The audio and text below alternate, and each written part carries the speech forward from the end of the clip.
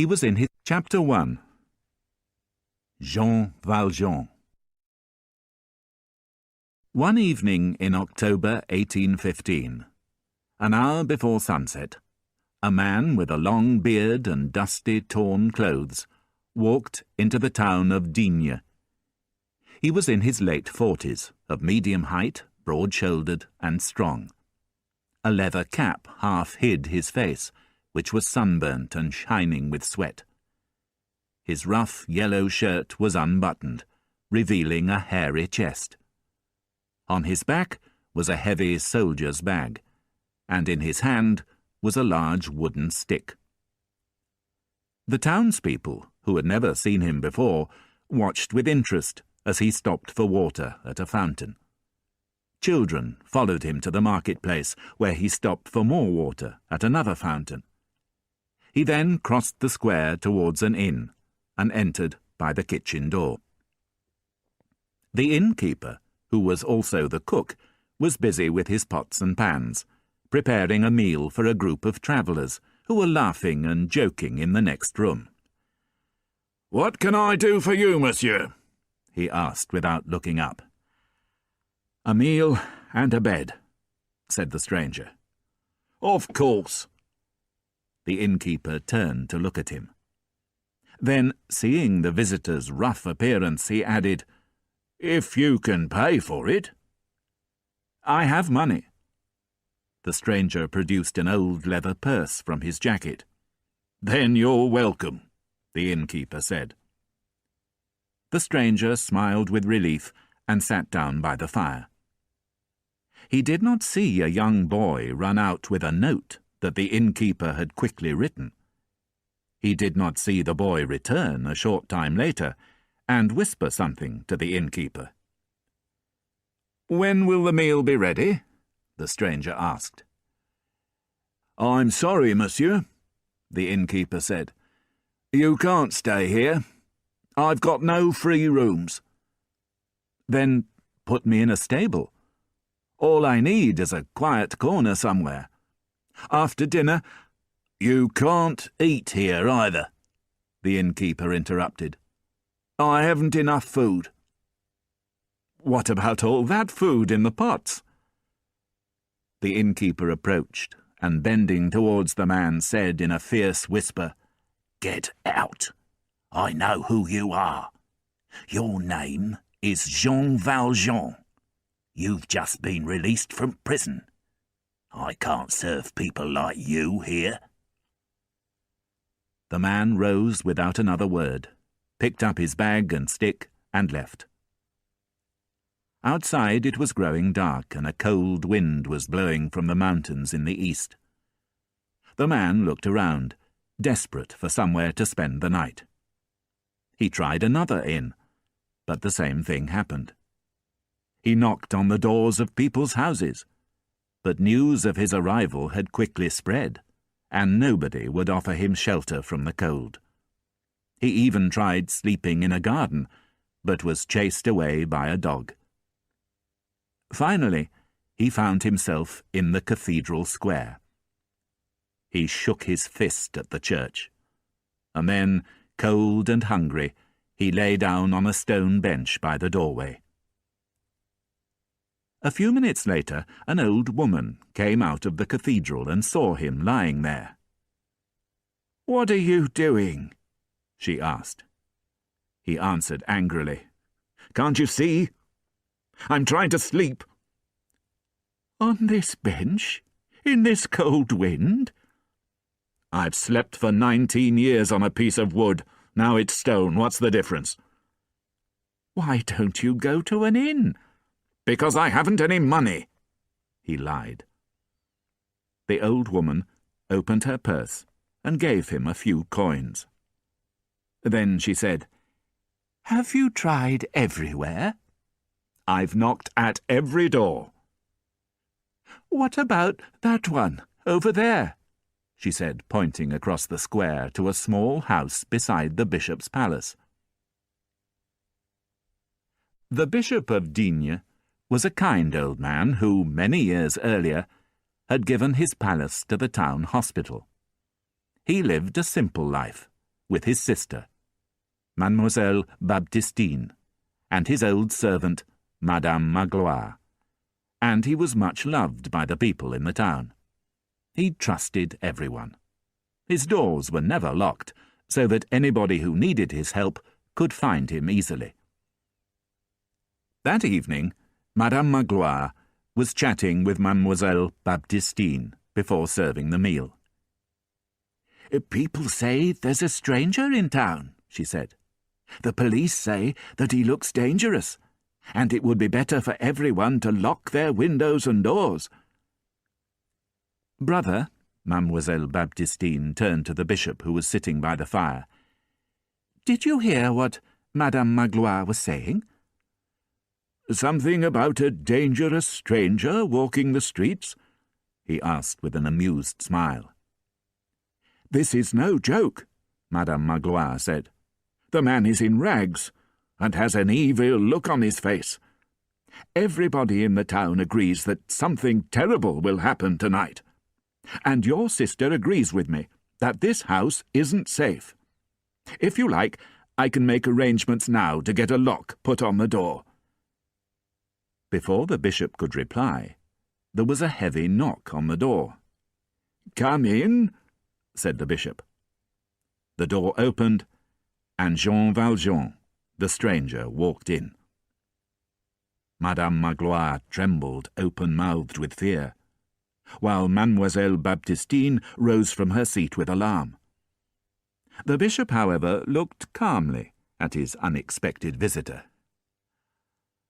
"My name is Jean Valjean," the stranger said before anybody could speak. "I've been in prison for 19 years. They let me out 4 days ago. I've been walking all day, and nobody in this town will give me food or a bed for the night. A woman saw me lying on a stone bench across the square and suggested that I come here. So, here I am. What is this place? Is it an inn? I've got money. Will you let me stay?" "Madame Magloire," said the bishop, "will you please prepare another place at the table for this gentleman?" Valjean took a step forward. "No, you don't understand," he said. "I've spent 5 years in prison for violent robbery. Another 14 years for trying to escape 4 times. I'm a dangerous man." "Madame Magloire," the bishop went on, "you must put clean sheets on the bed in the spare room." Madame Magloire, an obedient servant, left the room without protest. The bishop turned to the man. "Sit down and warm yourself, monsieur. Supper will soon be ready." Jean Valjean's face, which had been hard and fierce, suddenly softened. "You really mean it?" he asked, his voice trembling with childish excitement. "You'll let me stay? I'm a dangerous criminal, but you called me monsieur. I don't believe it. May I ask your name, sir? Are you an innkeeper?" "I'm a priest," said the bishop, "and this is where I live." "A priest?" Valjean said, sitting by the fire. "So I don't have to pay?" "You can keep your money," the bishop replied. During dinner, Mademoiselle Baptistine looked at Valjean kindly while the bishop talked about the local cheese-making industry. Valjean was so hungry that, at first, he paid no attention to anyone. Soon, however, he began to relax and looked around the room. "This is not the house of a rich man," he thought, "and the travellers in the inn eat better than this."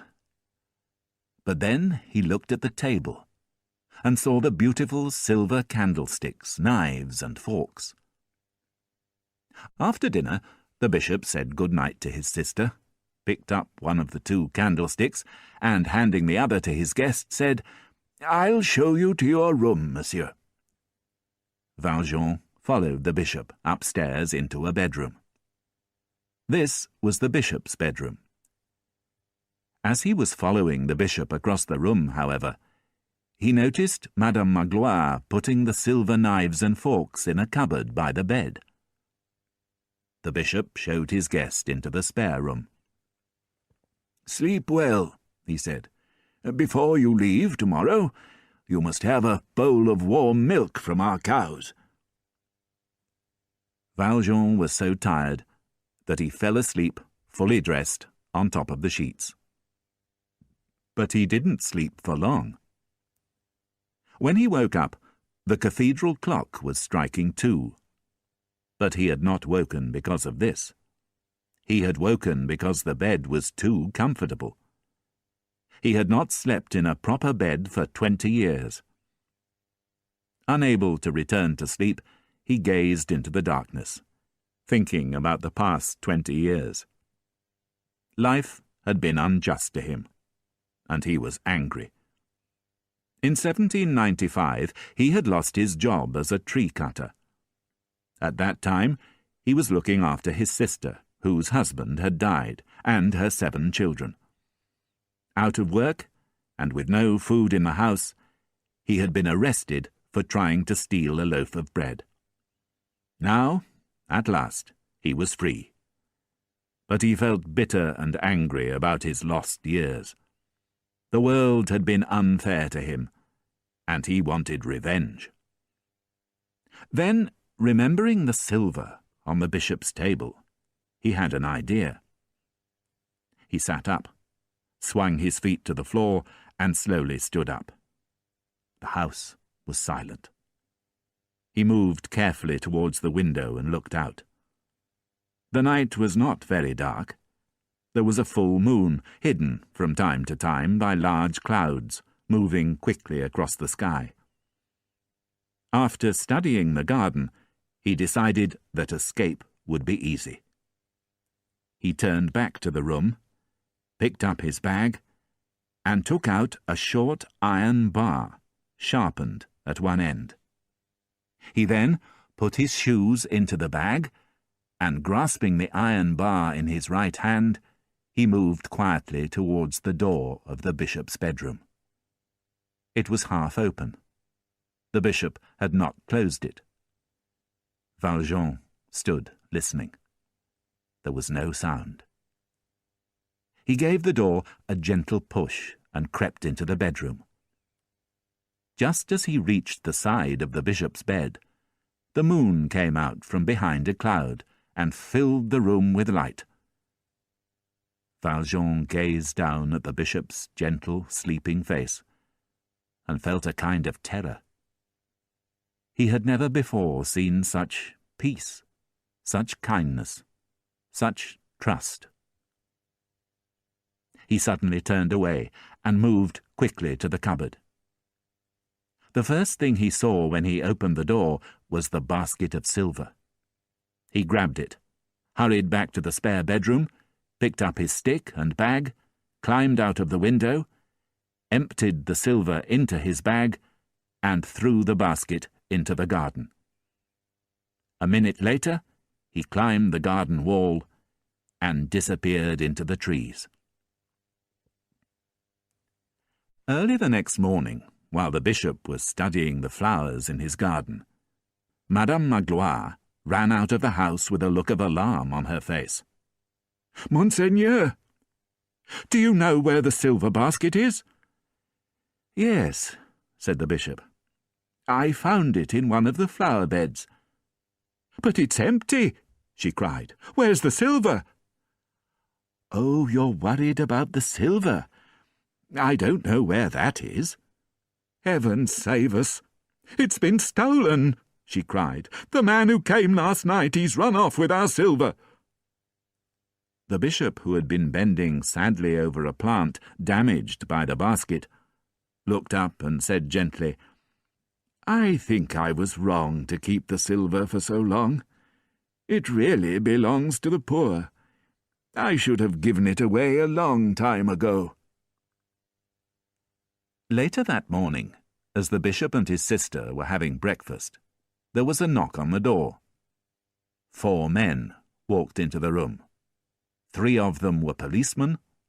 The 4th was Jean Valjean. "Monseigneur," the sergeant in charge of the group began.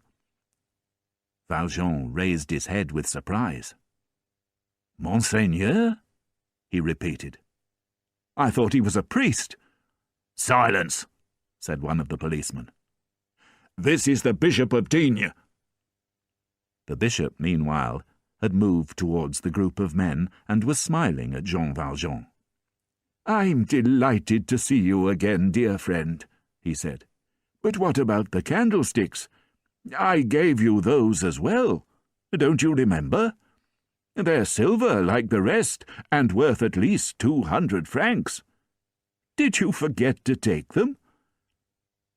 Jean Valjean's eyes widened with disbelief. "Monseigneur," said the sergeant, "do I understand that this man was telling the truth?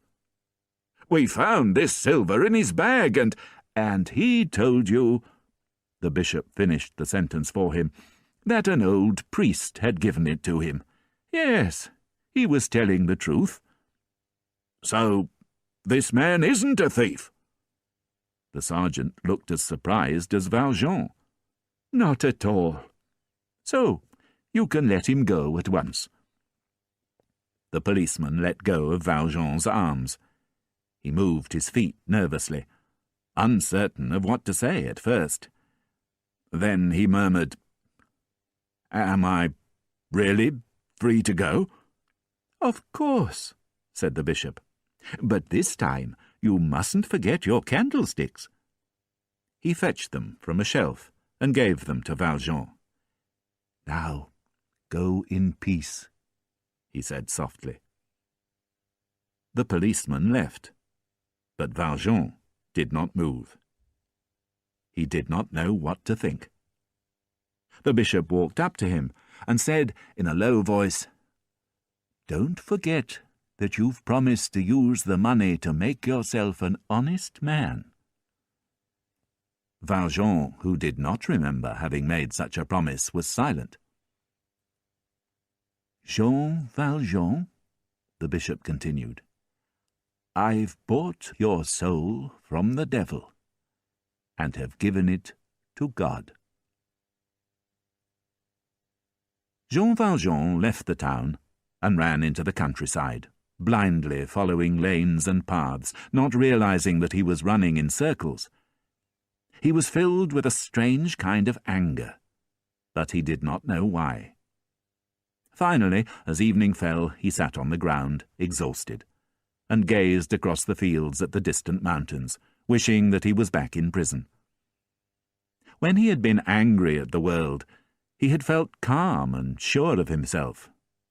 But now, for the first time in 20 years, a man had shown him great kindness, and he did not know what to feel. Suddenly he heard the sound of singing. A boy of about 10 years old was coming along a footpath with a small box on his back and dirty knees showing through holes in his trousers. As he sang, he threw a coin into the air and caught it before it fell. Not noticing Jean Valjean sitting by the side of the path, he threw the coin higher into the air. This time, however, he did not catch it, and it rolled along the ground towards Valjean, who immediately put his foot on it. The boy, unafraid, walked up to Valjean. "Please, monsieur, may I have my coin?" "What's your name?" asked Valjean. "Petit Gervais," said the boy, smiling trustfully. "I'm a chimney sweep, and that money's all I have." "Go away," said Valjean. "Please, monsieur, that's my money." Valjean lowered his head and did not reply. "My money!" the boy cried. "My piece of silver, my coin!"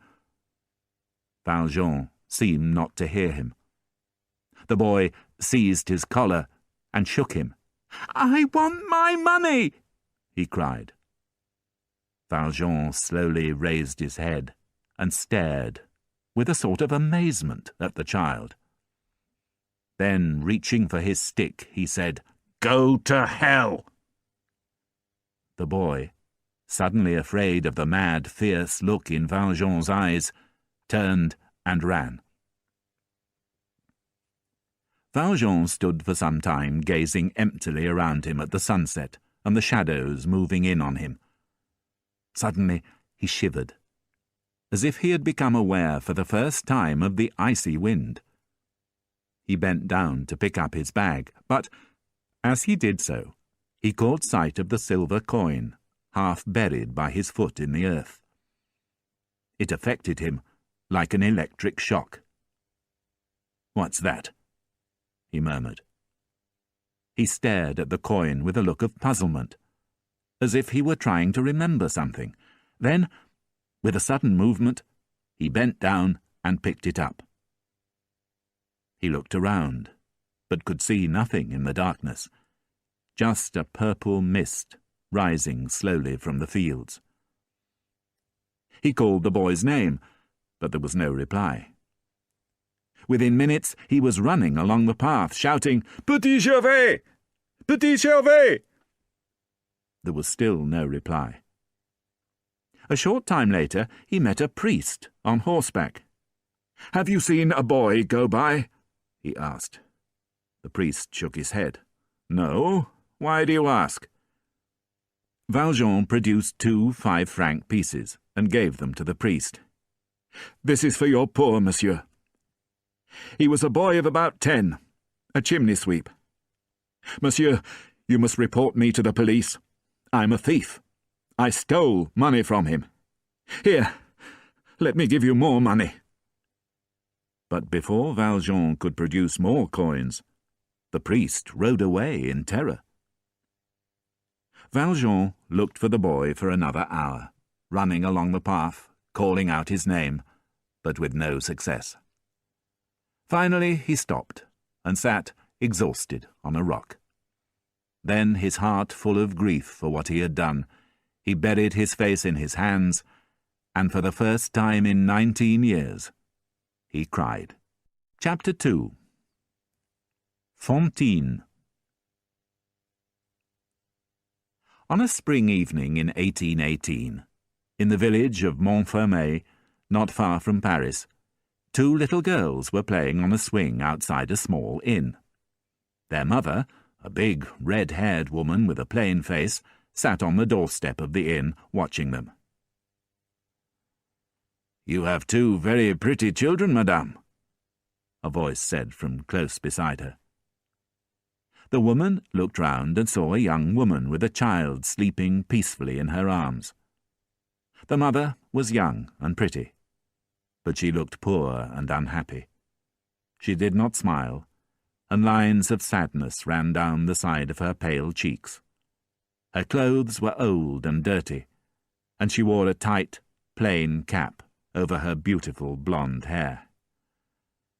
"Thank you," said the woman. "Why don't you sit down for a minute? You look tired."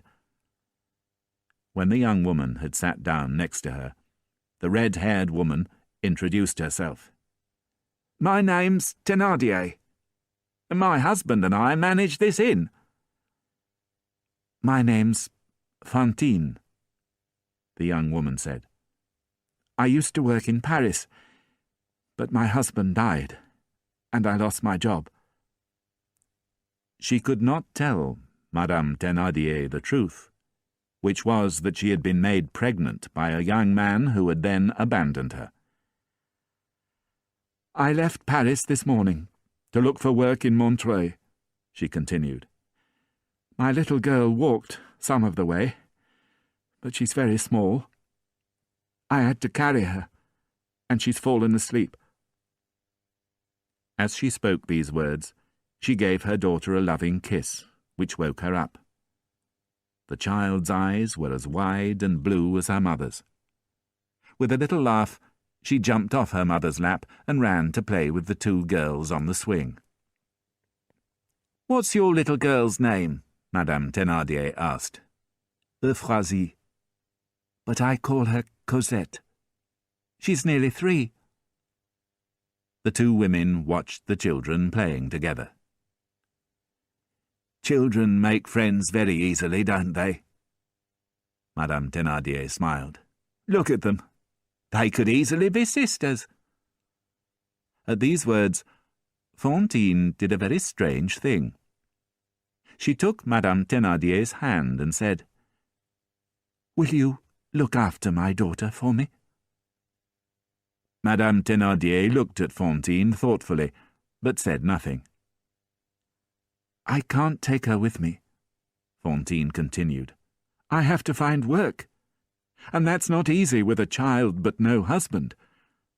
As soon as I find a job, I'll come and fetch her. Will you do that for me? I could pay 6 francs a month." Madame Thénardier still said nothing. But a man's voice from inside the house called, "We'll take 7 francs a month and 6 months in advance." Fantine agreed. "And another 15 francs for extras," called the man. "You will have them," said Fantine, assuming that she was talking to Madame Thénardier's husband. "I have 80 francs. "Does the child have enough clothes?" the man asked. "She has some beautiful clothes," Fantine replied. "Plenty of everything, and silk dresses like a lady. They're all in my bag." The man's face finally appeared in the doorway. "Then we agree to look after her for you," he said. The next morning Fantine kissed her daughter goodbye and left for Montreuil, crying as if her heart would break. "This money will be useful," Thénardier said to his wife. "Now I can pay off all my debts and stay out of prison. I'm proud of you. You set a very clever trap." "Without even intending to," his wife replied. 1 month later, Thénardier was short of money again, so he took Cosette's beautiful silk clothes to Paris and sold them for 60 francs. The couple dressed Cosette in rags and gave her very little food, which they made her eat from a wooden bowl under the table. The dog and the cat, who ate with her, were her only companions. Fantine, meanwhile, found work in Montreuil and asked for news of her daughter every month. The Thénardiers always replied that she was in good health and very happy. At the end of the year, however, Thénardier was not happy with just 7 francs a month. He demanded 12, and Fantine paid without protest, happy that her daughter was being well cared for. The Thénardiers, who were loving and gentle to their own daughters, Éponine and Azelma, treated Cosette like a slave. They made her get up before dawn every day and do all the dirty jobs around the house, while Éponine and Azelma wore pretty clothes and played with dolls. By the age of 5, Cosette had become a thin, pale-faced, silent child. Misery had made her ugly, and only her beautiful blue eyes remained. The Thénardiers did not feel guilty about treating Cosette badly, because Fantine had stopped sending them regular payments. "The child is lucky to have a home at all," they told everybody. "Without us, she'd be living on the streets."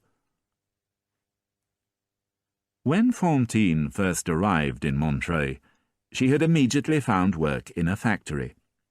She rented a small room, sent money regularly to the Thénardiers, and for a short time was almost happy.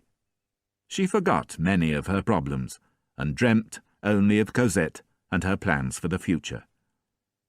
But her happiness did not last long. Although she was careful to say nothing about her daughter to anyone, other women at the factory soon discovered her secret. An unmarried woman with a child was a terrible thing in those days, and Fantine lost her job. She tried to find work as a servant, but no one would employ her. She finally managed to earn a little money sewing shirts, but she was unable to send money regularly to the Thénardiers. That winter, Fantine saved money by not having a fire, and developed a small, dry cough. By the following winter, her debts had increased. The Thénardiers wrote her a frightening letter in which they told her that Cosette had no clothes, and that they needed 10 francs immediately to buy her a new dress. Fantine, who did not have 10 francs, but who was afraid that her daughter would freeze to death, went to the barber's shop. She took out her comb and let her blonde hair fall down to her waist. "Such beautiful hair," the barber said. "How much will you give me for it?" Fantine asked. 10 francs. "Then cut it off." After selling her hair to the barber, Fantine was able to buy a woolen dress, which she sent to the Thénardiers. The Thénardiers, however, were very angry. They had wanted money, not clothes. They gave the dress to their daughter Éponine, and Cosette went on shivering. A few weeks later, Fantine received another letter from the Thénardiers. This time, they wanted 40 francs, because Cosette was very ill and urgently needed medicine. Fantine felt desperate. She did not know how to obtain such a large sum of money. As she was wandering around the town, desperately trying to decide what to do, she noticed a crowd of people in the market square. She approached them without thinking, and discovered that they had gathered around a travelling dentist. Forgetting her troubles for a moment, she smiled at the dentist's humorous efforts to sell the people of Montreuil false teeth. Suddenly, the dentist saw her. "You've got lovely teeth," he said. "If you sold me your 2 front teeth, I'd pay you 40 francs. Fantine ran home, upset and disgusted. "My hair will grow again," she thought, "but teeth would be gone forever." But then she thought about her daughter, and her own appearance suddenly seemed unimportant. That evening she visited the dentist at the inn where he was staying, and allowed him to remove her teeth. Fantine could not sleep that night. She sat on her bed, cold and shivering, and looked at the 2 coins shining on the table. Then she gave a blood-stained smile. "I'm happy," she told herself. "My baby isn't going to die." Fantine earned less and less money from her sewing, and the Thénardiers demanded more and more money to look after Cosette. Fantine spent whole nights crying. What could she do? She had sold her hair and her teeth. What else could she sell? And then she decided that she had no other choice. She would have to sell herself. She became a prostitute. Chapter 3. Monsieur Madeleine. One winter's evening, a toothless woman with a grey face and flowers in her hair was arrested for attacking a man in the street. She was taken to the police station, where Inspector Javert, the chief of police, sent her to prison for 6 months. "Please, Monsieur Javert." The woman fell to her knees. "I owe 100 francs. If I don't pay, my little girl will lose her home and be thrown out onto the streets. Please don't send me to prison." Javert listened to her coldly, then ordered a policeman to take her away. While the policeman was trying to drag her to her feet, however, a voice from the shadows said, "One moment, please." Javert looked up and saw Monsieur Madeleine, one of the most important people in the town. Monsieur Madeleine had arrived mysteriously in Montreuil one December evening in 1815. He had no money, but he had a revolutionary idea. He knew a cheap and efficient method of manufacturing glass. Within a few months of his arrival, thanks to his new idea, the glass-making factory in Montreuil was making enormous profits. With the money he made, Monsieur Madeleine built 2 new factories, which provided the town with hundreds of new jobs. He became a very wealthy man, but lived a simple life, using most of his money to build new hospitals and schools. He was so popular that in 1820 the townspeople elected him mayor of Montreuil. There was one man, however, who did not like Monsieur Madeleine. This was the chief of police, Inspector Javert. He had always been suspicious of Monsieur Madeleine, and was sure that he had seen him somewhere before, many years earlier.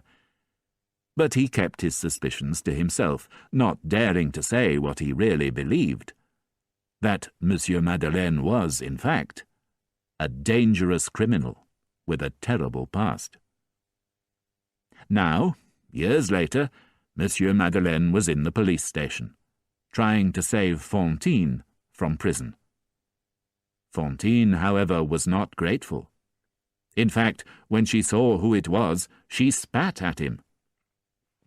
"You own the factory where I used to work," she shouted at him. "I lost my job because of you. Now, I've become a bad woman. But what choice did I have? I'll never get my daughter back if I don't make money."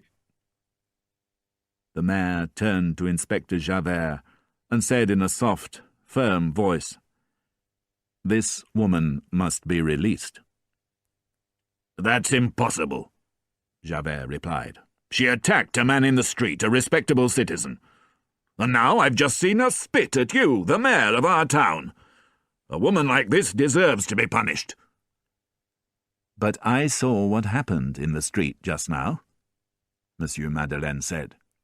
"It was the man's fault, not this woman's. You should arrest him, not her." Javert argued with Monsieur Madeleine for some time, but finally gave in.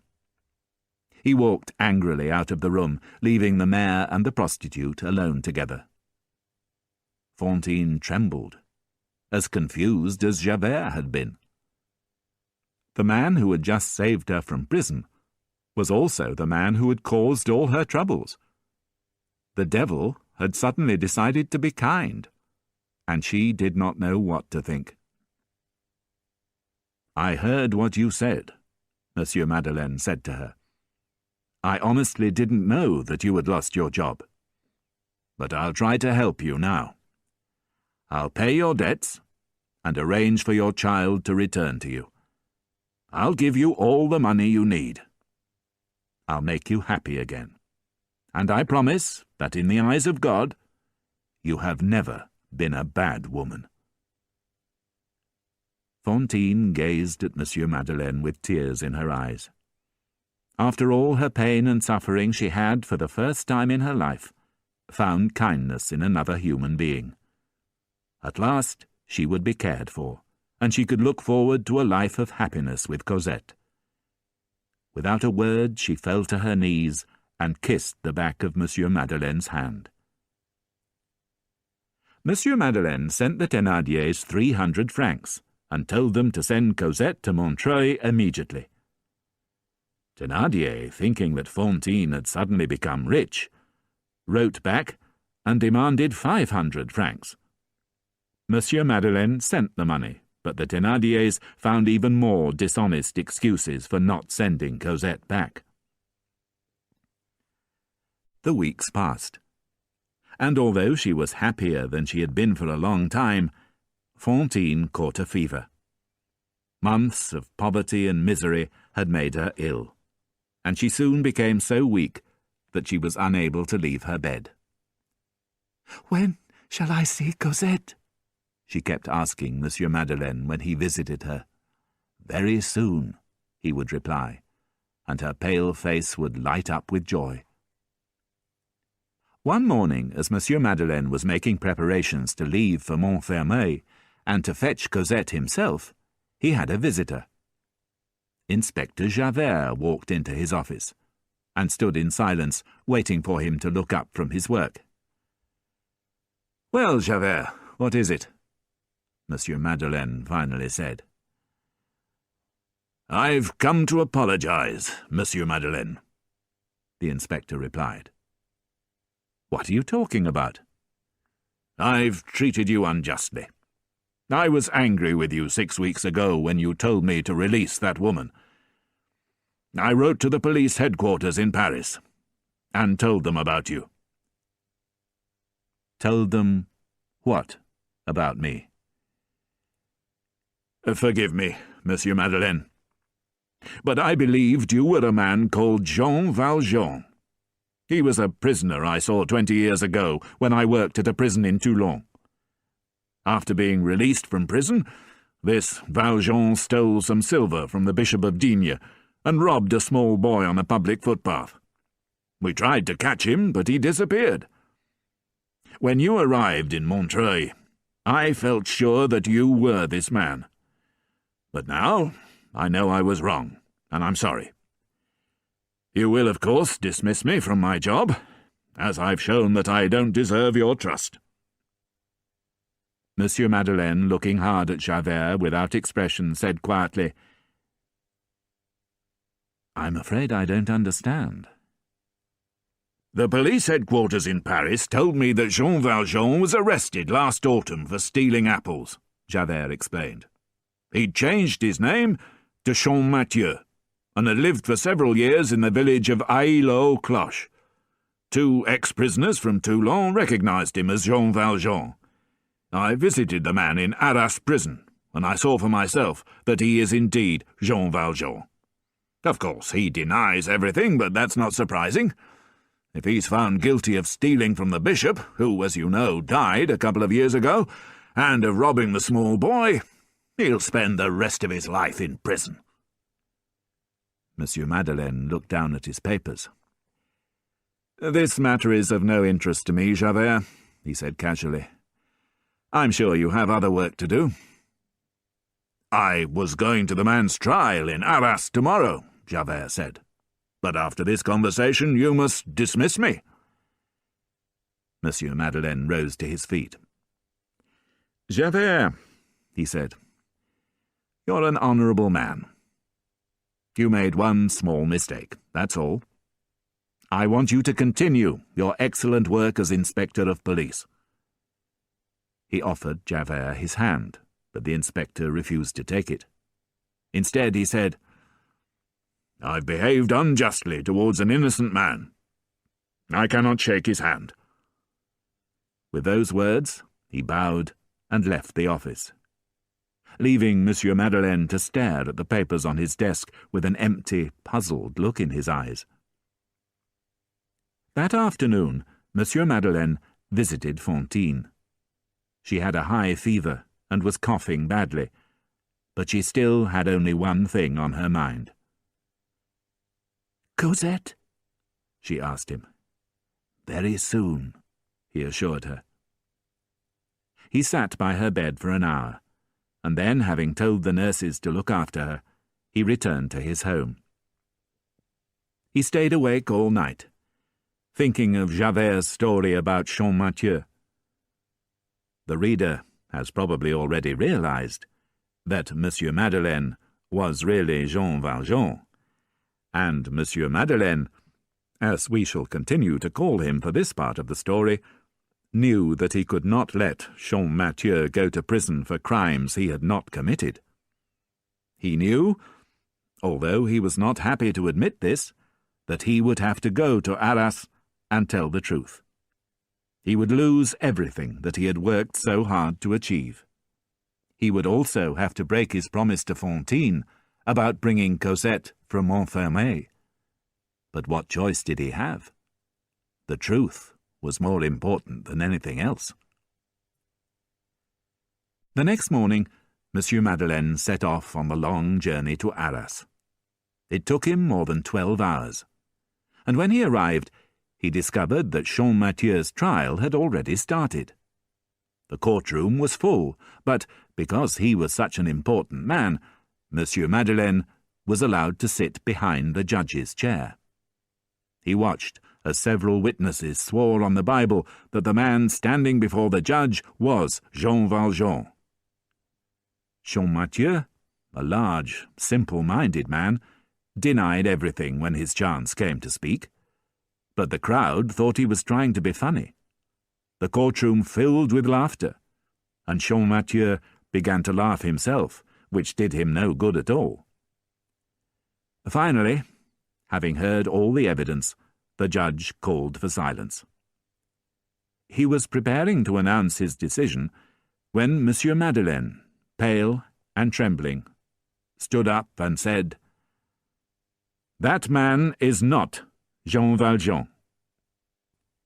An excited whisper went around the courtroom as everybody recognized Monsieur Madeleine.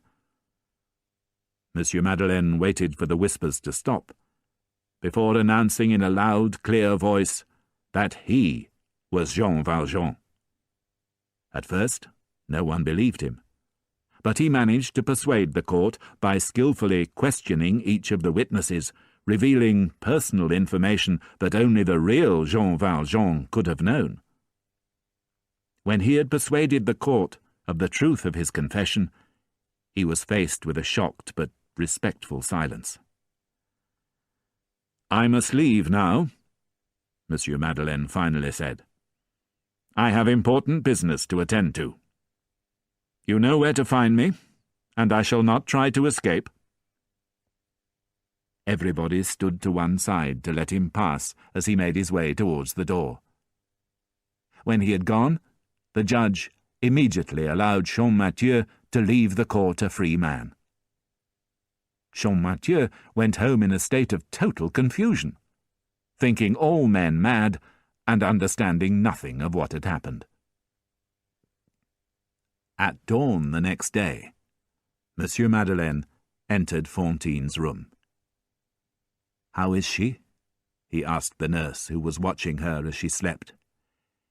"She seems better. She's looking forward to seeing her child." "I haven't brought the child with me," Monsieur Madeleine said. "Then what can we say to her when she wakes up?" The nurse looked suddenly worried. "It will destroy her if she doesn't see her child now, after you promised to bring her." "God will guide me," Monsieur Madeleine sighed. For some time Monsieur Madeleine sat by the bedside and watched Fantine while she slept. She was breathing with great difficulty, but her face looked peaceful and calm. Suddenly she opened her eyes and saw Monsieur Madeleine. "Cosette?" she asked, with a soft smile. "Later," Monsieur Madeleine said gently, taking her hand. "You're too weak to see her at the moment. First you must get well." Fantine smiled, and began to talk dreamily about her future life with her daughter, and how happy they would be together. But suddenly her face froze, and she stared with horror at the door. Monsieur Madeleine, who was holding her hand, turned and saw Inspector Javert. Fantine, thinking that the inspector had come for her, gripped Monsieur Madeleine's hand tightly and begged him to protect her. "Don't be afraid," Monsieur Madeleine tried to calm her. "He hasn't come for you." Then, gently rising from his chair, he moved towards Javert. "I know what you've come for," he said quietly so that Fantine wouldn't hear.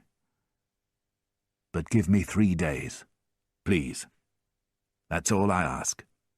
3 days to fetch this unfortunate woman's child. I'll pay anything you like." "Do you think I'm stupid?"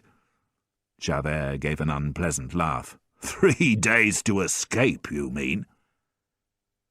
Fantine, who had heard what Monsieur Madeleine said despite his efforts to speak quietly, began to tremble.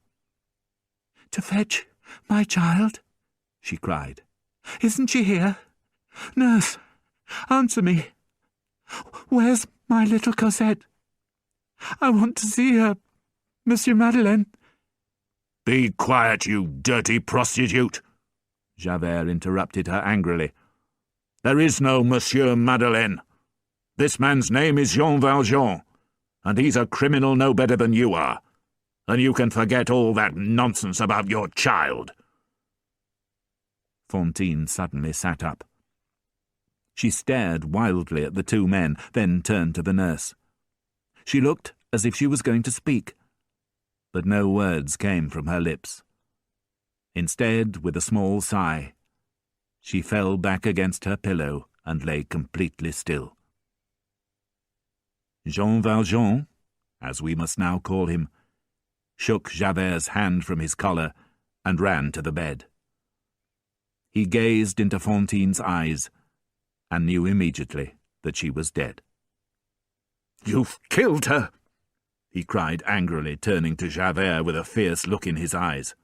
"I didn't come here to argue," Javert said, stepping back nervously, afraid that Valjean was going to attack him.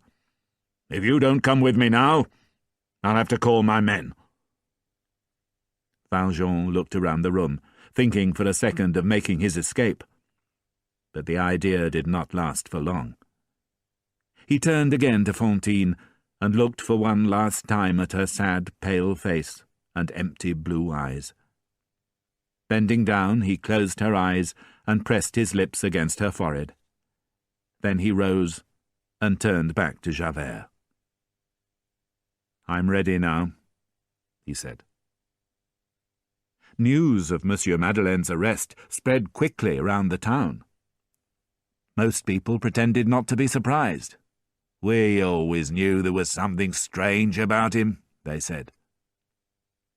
2 days after his arrest, Jean Valjean escaped from prison. The bars of his window had been broken during the night. Again, most people pretended not to be surprised. "It takes more than a small-town prison to hold a man as strong as that," they all agreed. Chapter 4. The Man in the Long Yellow Coat.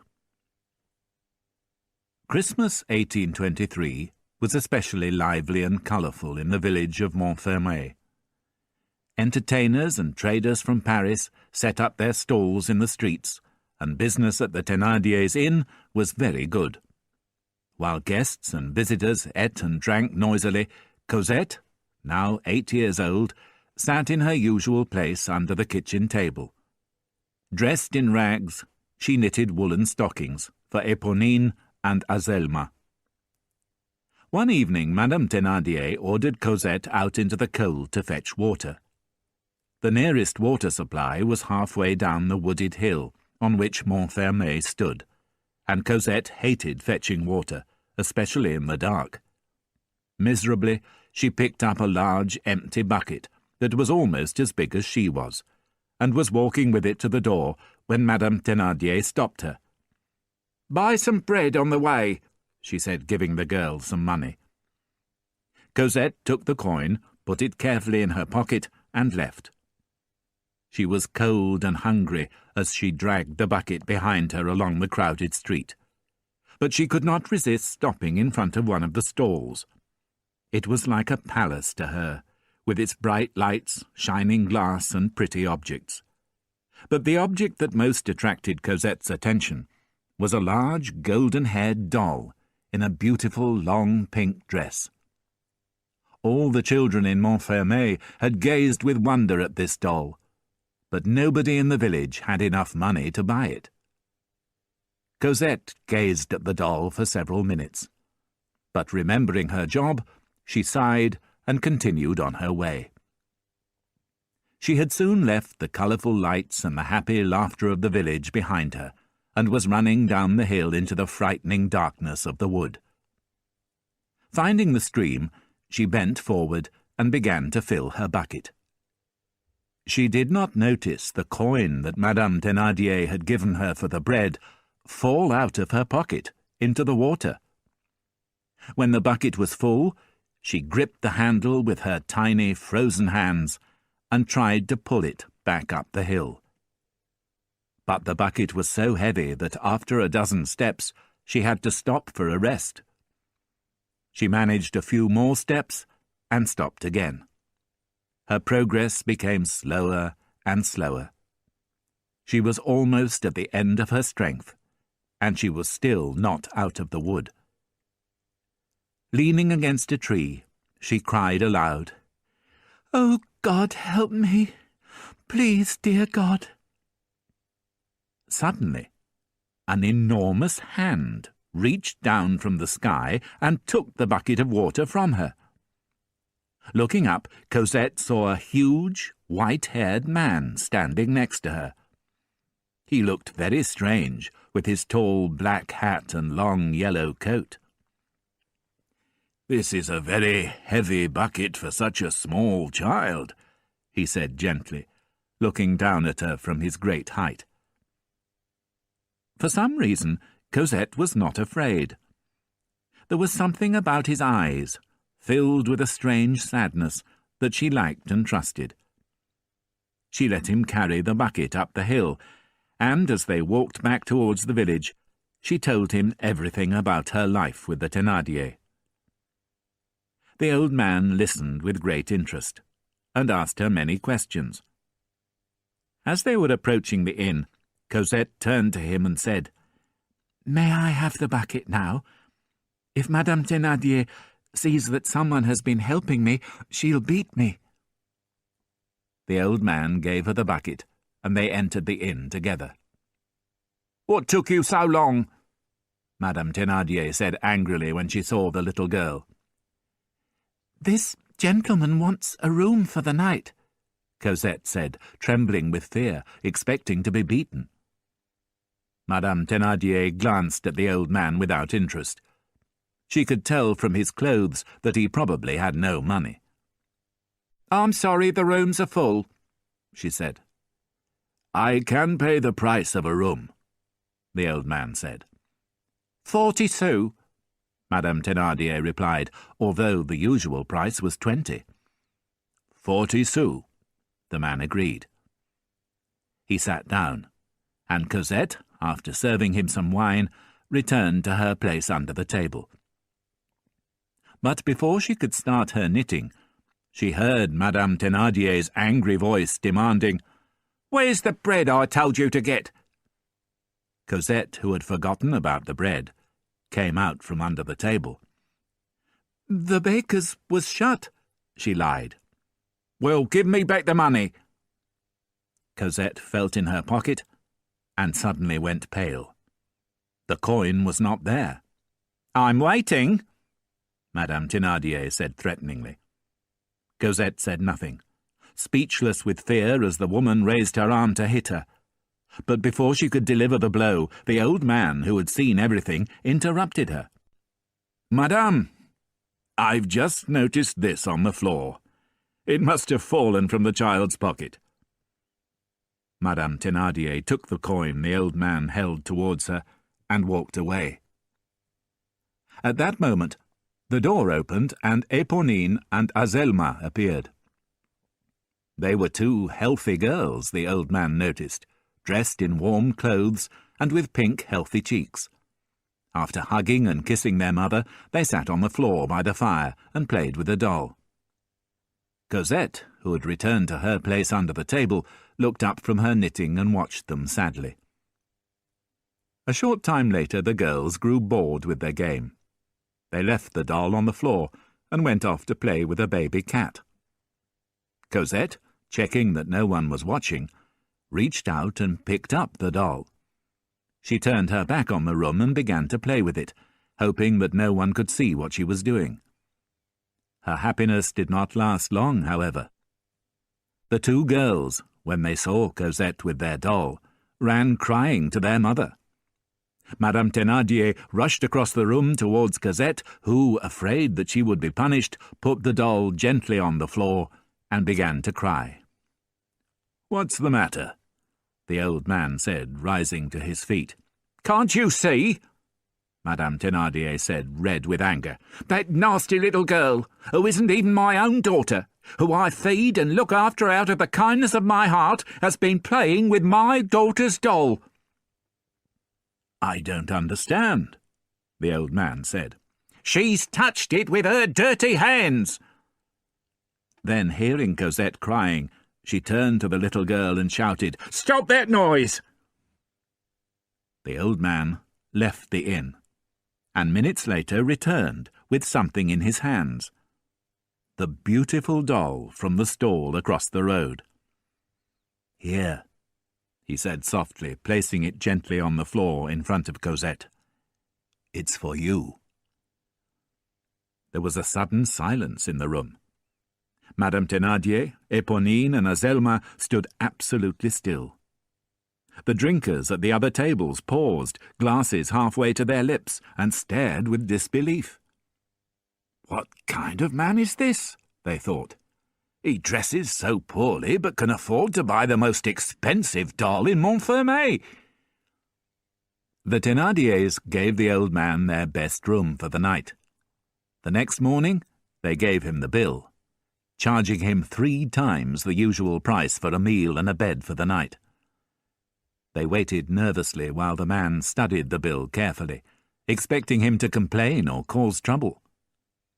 Finally, he looked up from the bill without expression and said, "Tell me, is business good here in Montfermeil?" "Times are very hard," Madame Thénardier replied immediately. "This is a poor country. I don't know how we would manage without the occasional rich and generous traveller like yourself. We have so many expenses. That child, for instance, you've no idea how much she costs. We have our own daughters to look after. I can't afford to look after other people's children too." "What would you say," the old man said after a moment's thought, "if I offered to take the child from you?" "Oh," Madame Thénardier's face brightened. "That would be wonderful." "Just a minute," her husband said. "We love that child very much. It's true we're poor, and we have bad debts, but love is more important than money." "How much do you need?" the old man asked, taking an old leather wallet from the pocket of his coat. 1,500 francs, Thénardier, who had already done his arithmetic, replied. The old man put 3 500-franc notes on the table and said, without smiling, "Now fetch Cosette." When Cosette came downstairs, the old man gave her new clothes to wear, a black woolen dress, black stockings, scarf, and shoes. Half an hour later, the people of Montfermeil saw an old man in a tall hat and long yellow coat walking along the road to Paris, hand in hand with a little girl dressed completely in black. No one knew the man, and because she was carrying an expensive doll and was no longer wearing rags, not many recognized Cosette. Cosette was leaving at last. She did not know where to or with whom. But as she held the old man's hand, she gazed wide-eyed at the sky. She had the strange but comforting feeling that she was somehow travelling closer to God. Chapter 5. Valjean and Cosette. Somewhere on the outskirts of Paris, Jean Valjean stopped outside a large ancient building with damp walls. He took a key from the pocket of his long yellow coat and opened the old wooden door. He then carried Cosette, who was sleeping in his arms, along a dark corridor and up some stairs to the room he had rented since his escape from Montreuil. There was not much furniture in the room, just an old bed, a mattress on the floor, a table, some chairs, and a lighted stove. A street lamp shone through the only window, lighting the dark interior of the room. Valjean laid Cosette on the bed without waking her. He lit a candle and sat by the bed, watching her while she slept. He felt sad that Fantine had not lived to see her child again, but happy that he had been able to rescue her child from the terrible Thénardiers. He bent and kissed the sleeping child's forehead, just as 9 months earlier he had kissed her mother's. The next morning Cosette opened her eyes and immediately started to get out of bed. "I'm coming, madame," she yawned, blinded by the bright winter sunlight that was shining into the room. Then, as her eyes adjusted to the light, she saw the kind old face of Jean Valjean looking down at her, and she relaxed. "Of course," she cried with joy. "It's all true. I was afraid that it was just a dream." She hugged her doll and asked Valjean hundreds of questions. Finally she asked him, "Do you want me to sweep the floor?" "No," he said. "I just want you to enjoy yourself." The December days passed in great happiness for Cosette and for Jean Valjean too. For 25 years he had been alone in the world. Nothing had ever touched his heart until he had rescued Cosette. Now he discovered the greatest joy he had ever known by just standing beside her bed and looking at her innocent, trusting little face. He had discovered love. After escaping from Montreuil, Jean Valjean had taken all his money from the bank and buried it in a forest near Montfermeil. Although he was rich, he had chosen a room in a poor part of Paris where nobody would find him. His only neighbour was an old woman who did his housework and kept his stove burning.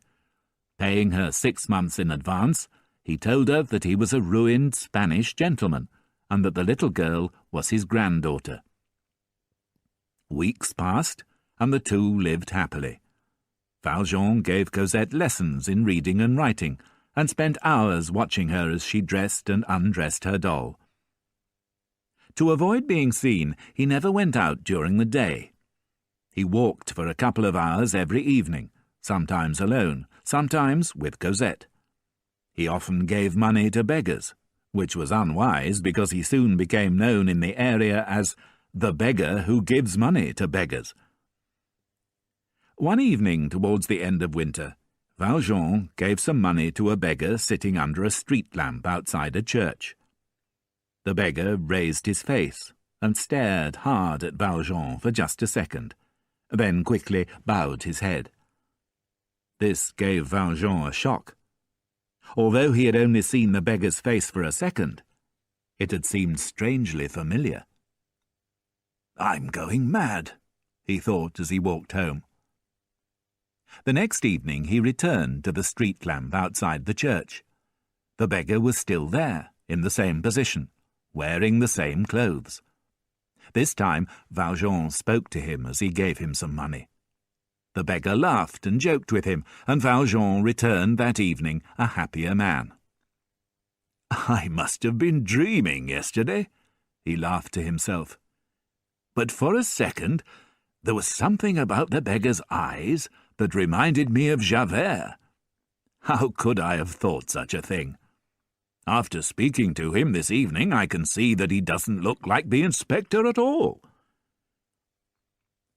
A few evenings later, while he was giving Cosette a reading lesson in his room, Valjean heard the front door of the house open and close. This was unusual. The old woman, the only other person who lived in the building, always went to bed before nightfall. Valjean signalled to Cosette to keep quiet. Someone was coming up the stairs.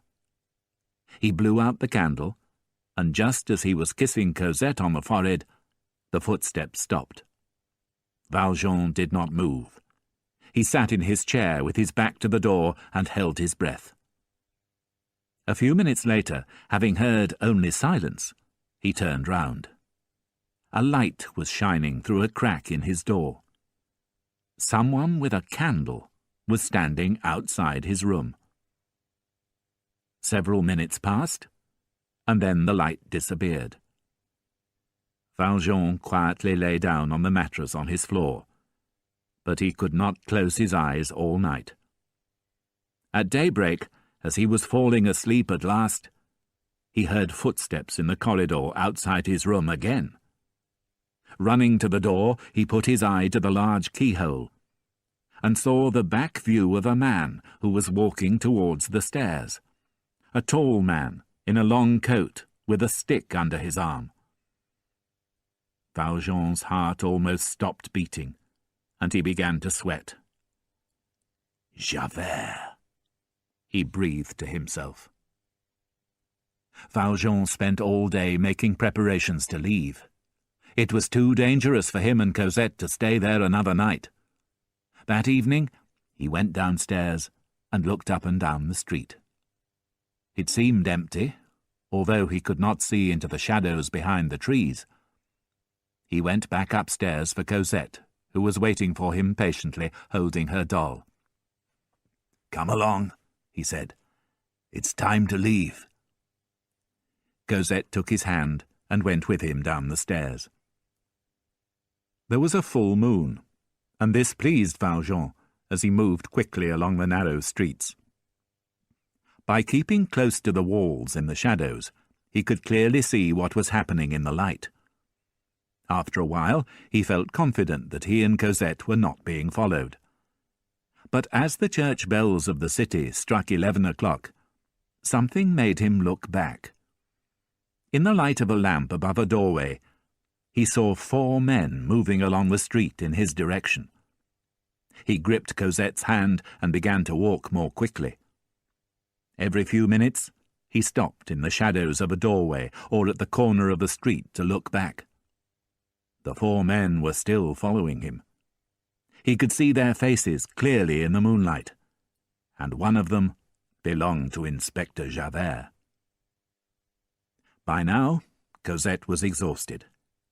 Valjean picked her up and ran with her through a confusing system of alleys until he came to a bridge. On the other side of the river, he stopped at the entrance of a high-walled alley and looked back. He could see 4 figures in the distance on the far side of the bridge. Walking more slowly now, thinking he was safe from his pursuers, Valjean followed the alley until he came to a lane that seemed to lead away from the city. He walked along this lane for a long time until, to his horror, he discovered his way blocked by a high wall. There was no way forward. But as he was turning back, he saw movements in the distance and the flash of moonlight on metal. 7 or 8 soldiers were moving slowly along the lane in his direction. Valjean looked desperately for an escape from the alley, but could see none. On one side of him was a tall building, all its doors and windows covered with metal bars. On the other side, there was a wall, higher than a tree. He would be able to climb the wall on his own, but how could he carry Cosette? Suddenly he had an idea. He ran to a nearby streetlight and pulled some wire from a metal box at its base. He tied one end of the wire around Cosette's waist, climbed the wall, and, with great difficulty, pulled the girl up behind him. He was only just in time. There was a tree on the other side of the wall, and Valjean carried Cosette down into its branches, just as the soldiers arrived. "He must be here," he heard Javert's voice clearly on the other side of the wall.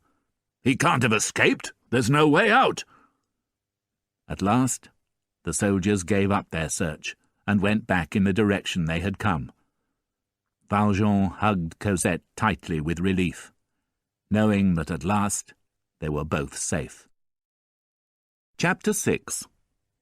Marius. On the night after the Battle of Waterloo, in June 1815, a robber moved quietly around the battlefield, stealing money and jewellery from the bodies of dead soldiers. He saw a hand sticking out from a pile of dead men and horses, a gold ring on its middle finger shining in the moonlight. The robber took the ring, but as he turned to leave, the hand grabbed his jacket. The robber pulled the body from the pile of bodies and saw that he had rescued a French officer. The man had a terrible wound in his head, but he was still alive. "Thank you," the officer whispered. "You've saved my life. What's your name?" "Thénardier," the robber replied. "I shall not forget that name," the officer replied. "And you must remember mine. My name's Pontmercy." Without another word, the robber took the wounded man's watch and purse and disappeared into the night.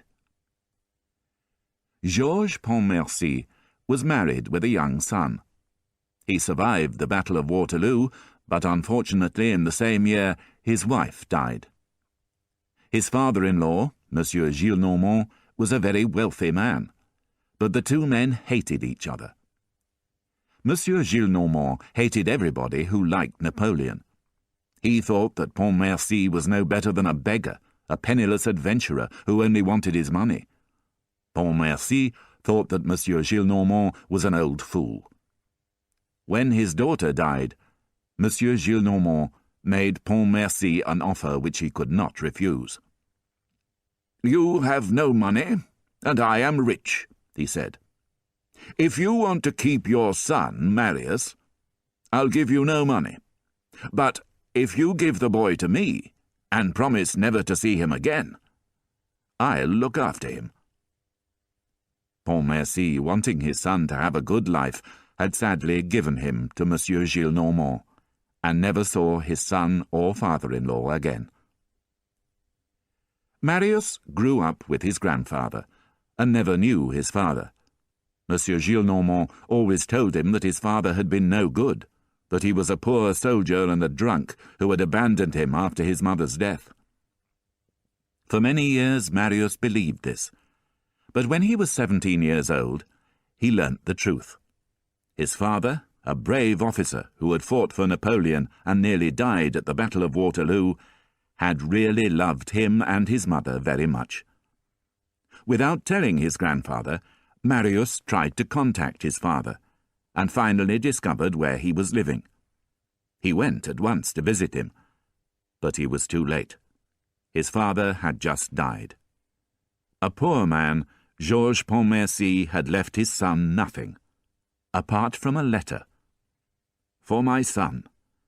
My life was saved at Waterloo by a sergeant. His name was Thénardier. I believe that he recently managed a small inn in the village of Montfermeil, not far from Paris. If you ever find this man, I want you to help him in any way you can." Marius returned to Paris, but continued to visit his father's grave regularly, without telling his grandfather. One day, however, his grandfather discovered what he was doing. They had a big quarrel, and Monsieur Gillenormand ordered Marius to leave his house. For the next 3 years, Marius lived in a small room in an old damp-walled building on the outskirts of Paris.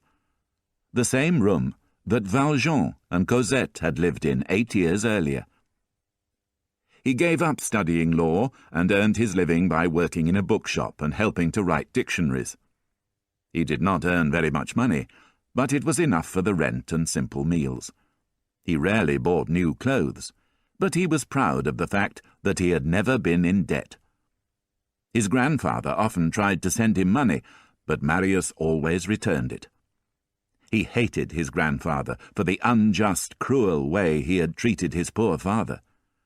Life was hard for him, but he never forgot the promise he had made his father, that he would find Thénardier, the man who had saved his father's life, and help him in any way he could. Marius was a handsome young man, but he was also extremely shy. When girls looked at him and smiled, he thought they were laughing at his old clothes. In fact, they were attracted by his good looks, but he was not confident enough to realize this. As a result, he had no girlfriend, but he was happy with his books. "You shouldn't stay alone all the time," his good friend Enjolras said to him. "You should get out more.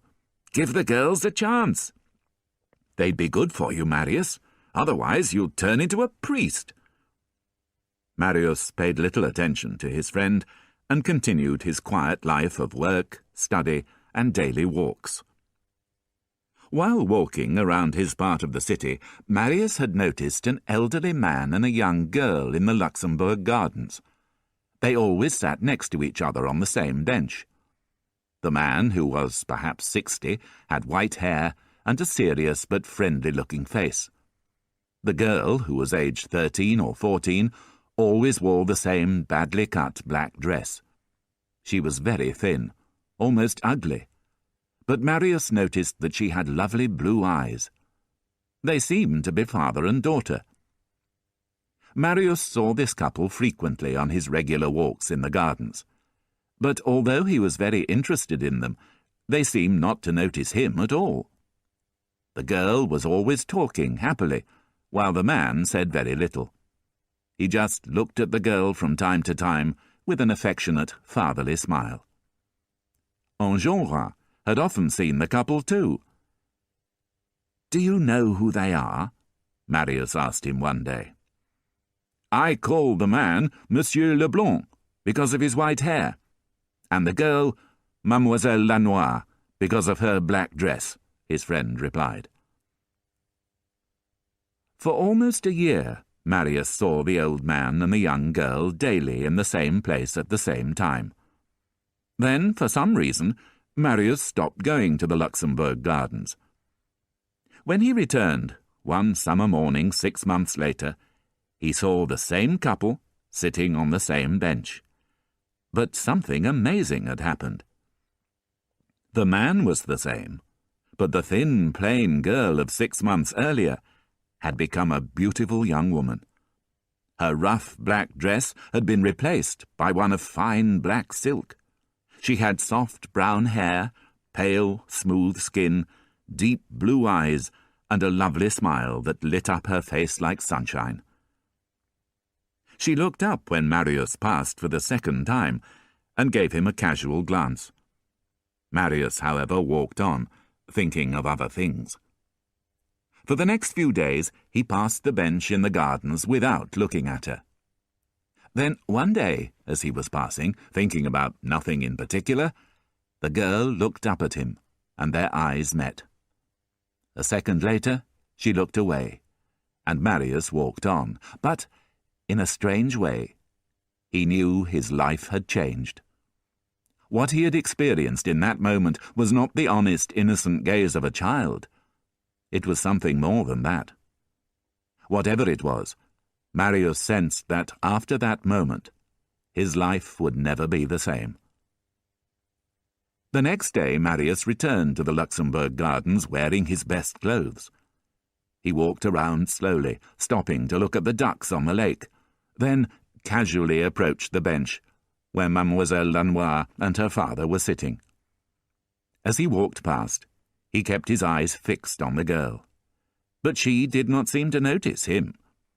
She was talking quietly to her father, and Marius could hear the soft, exciting murmur of her voice.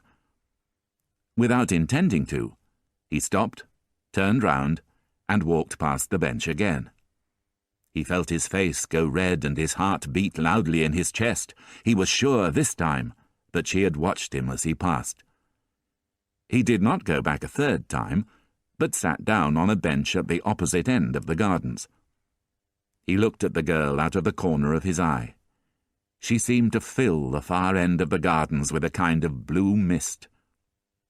Taking a deep breath, he rose and was going to pass the bench for a third time when he stopped. He suddenly realized that, in his feverish state, he had forgotten about the old man. What would he be thinking when he saw a strange young man walking backwards and forwards in front of his bench? Without another thought, Marius left the gardens and went home.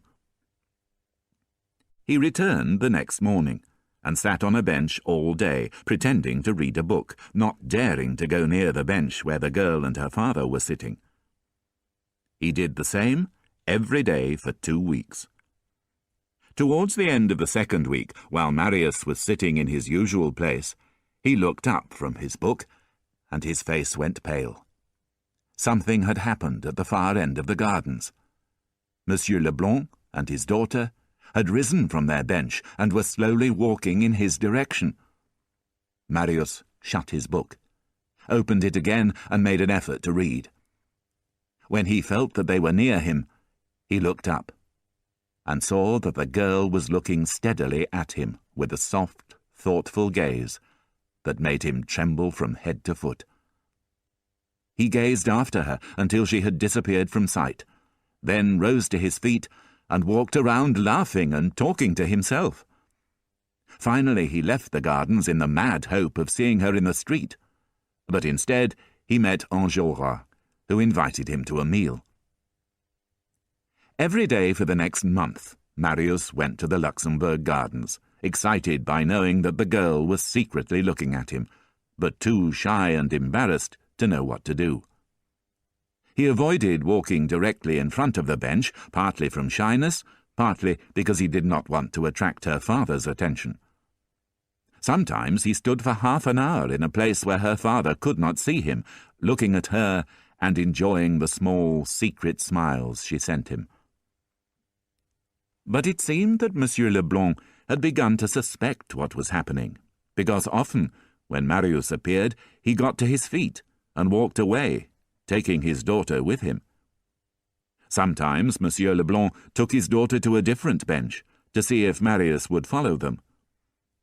Marius failed to understand the trick, and made the mistake of doing so. Then Monsieur Leblanc became irregular in his visits, and did not always bring his daughter with him. When this happened, Marius did not stay in the gardens, which was another mistake. Marius was too much in love to think clearly. His desire for the girl was growing daily, and he dreamt of her every night. One evening, he found a handkerchief lying on the bench which Monsieur Leblanc and his daughter had just left. It was a plain, white handkerchief with the initials U.F. in one corner. Ursula. Marius said the first name that came into his head. A delicious name. He kissed the handkerchief, breathed in its perfume, wore it next to his heart by day, and kept it under his pillow at night. I can feel her whole soul in it, he told himself. In fact, the handkerchief belonged to Monsieur Leblanc and had simply fallen out of his pocket, but Marius was unaware of this. He never appeared in the Luxembourg Gardens without the handkerchief pressed to his lips or his heart. The girl could not understand his behaviour at all, and looked at him with a puzzled expression. Such modesty, Marius sighed. Eventually, Marius was not satisfied with just knowing the girl's name. He wanted to know where she lived. He found that she lived in a small house at the quiet end of the Rue de l'Ouest. As well as the joy of seeing her in the gardens, he now had the pleasure of following her home. One evening, having followed them to the house and watched them enter, he went in after them and spoke to the concierge.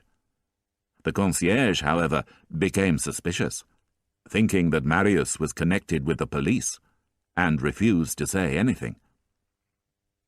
The following day, Monsieur Leblanc and his daughter did not come to the gardens at all. They did not come for a whole week, and Marius began to feel depressed. Every night he stood outside their house and gazed up at their lighted windows. Sometimes he saw a shadow pass in front of a lamp, and his heart beat faster. On the 8th night, there was no light in the windows.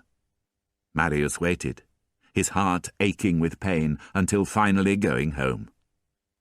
The next day they did not go to the gardens, so again Marius went to the house as night was falling. Once again there were no lights in the windows. He knocked on the door and spoke to the concierge. "Where's the old gentleman?" he asked. "He's left." Marius felt the blood leave his face. Almost fainting, he asked in a weak voice, "When did he leave?" "Yesterday." "Where has he gone?" "I've no idea." "Did he leave an address?" The concierge then recognized Marius from the previous week. He stared fiercely at him and said, "So, it's you again. I was right. You are some kind of policeman."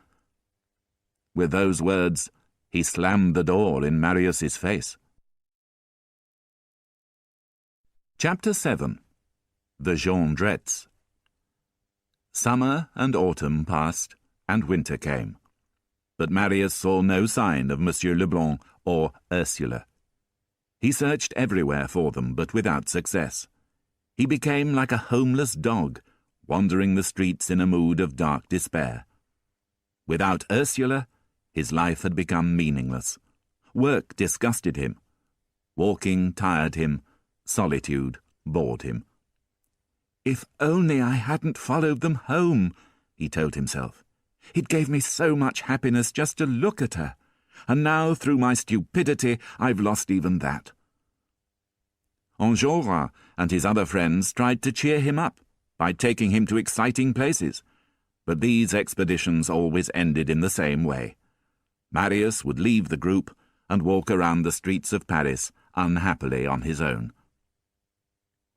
One cold but sunny afternoon in February, Marius was walking along the street when two young girls, dressed in rags, ran into him. One was tall and thin, the other smaller. From what they were shouting at each other, he understood that they were running from the police. He stood for a moment staring after them as they disappeared round a corner. Then he noticed a small parcel of papers lying on the ground.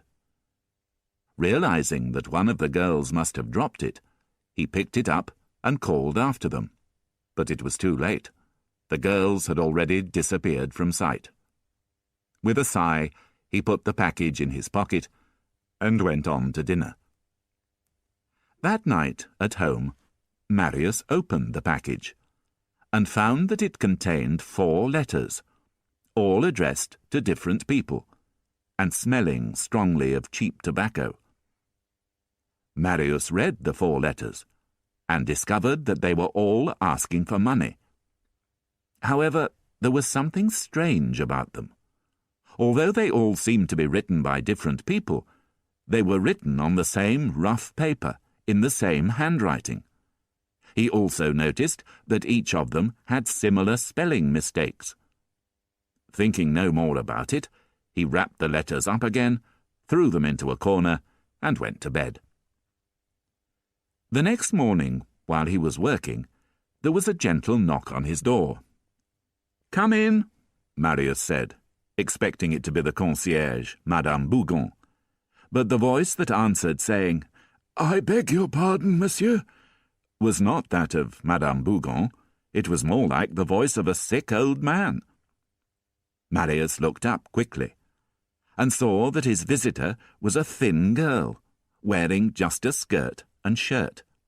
She looked cold and ill, and when she spoke, Marius saw that she had lost several of her teeth. There was, however, still a trace of beauty in the 16-year-old face, like pale sunlight beneath the thick clouds of a winter's dawn. Marius rose to his feet, sure that he had seen the girl somewhere before. "What can I do for you, mademoiselle?" he asked. "I've got a letter for you, Monsieur Marius."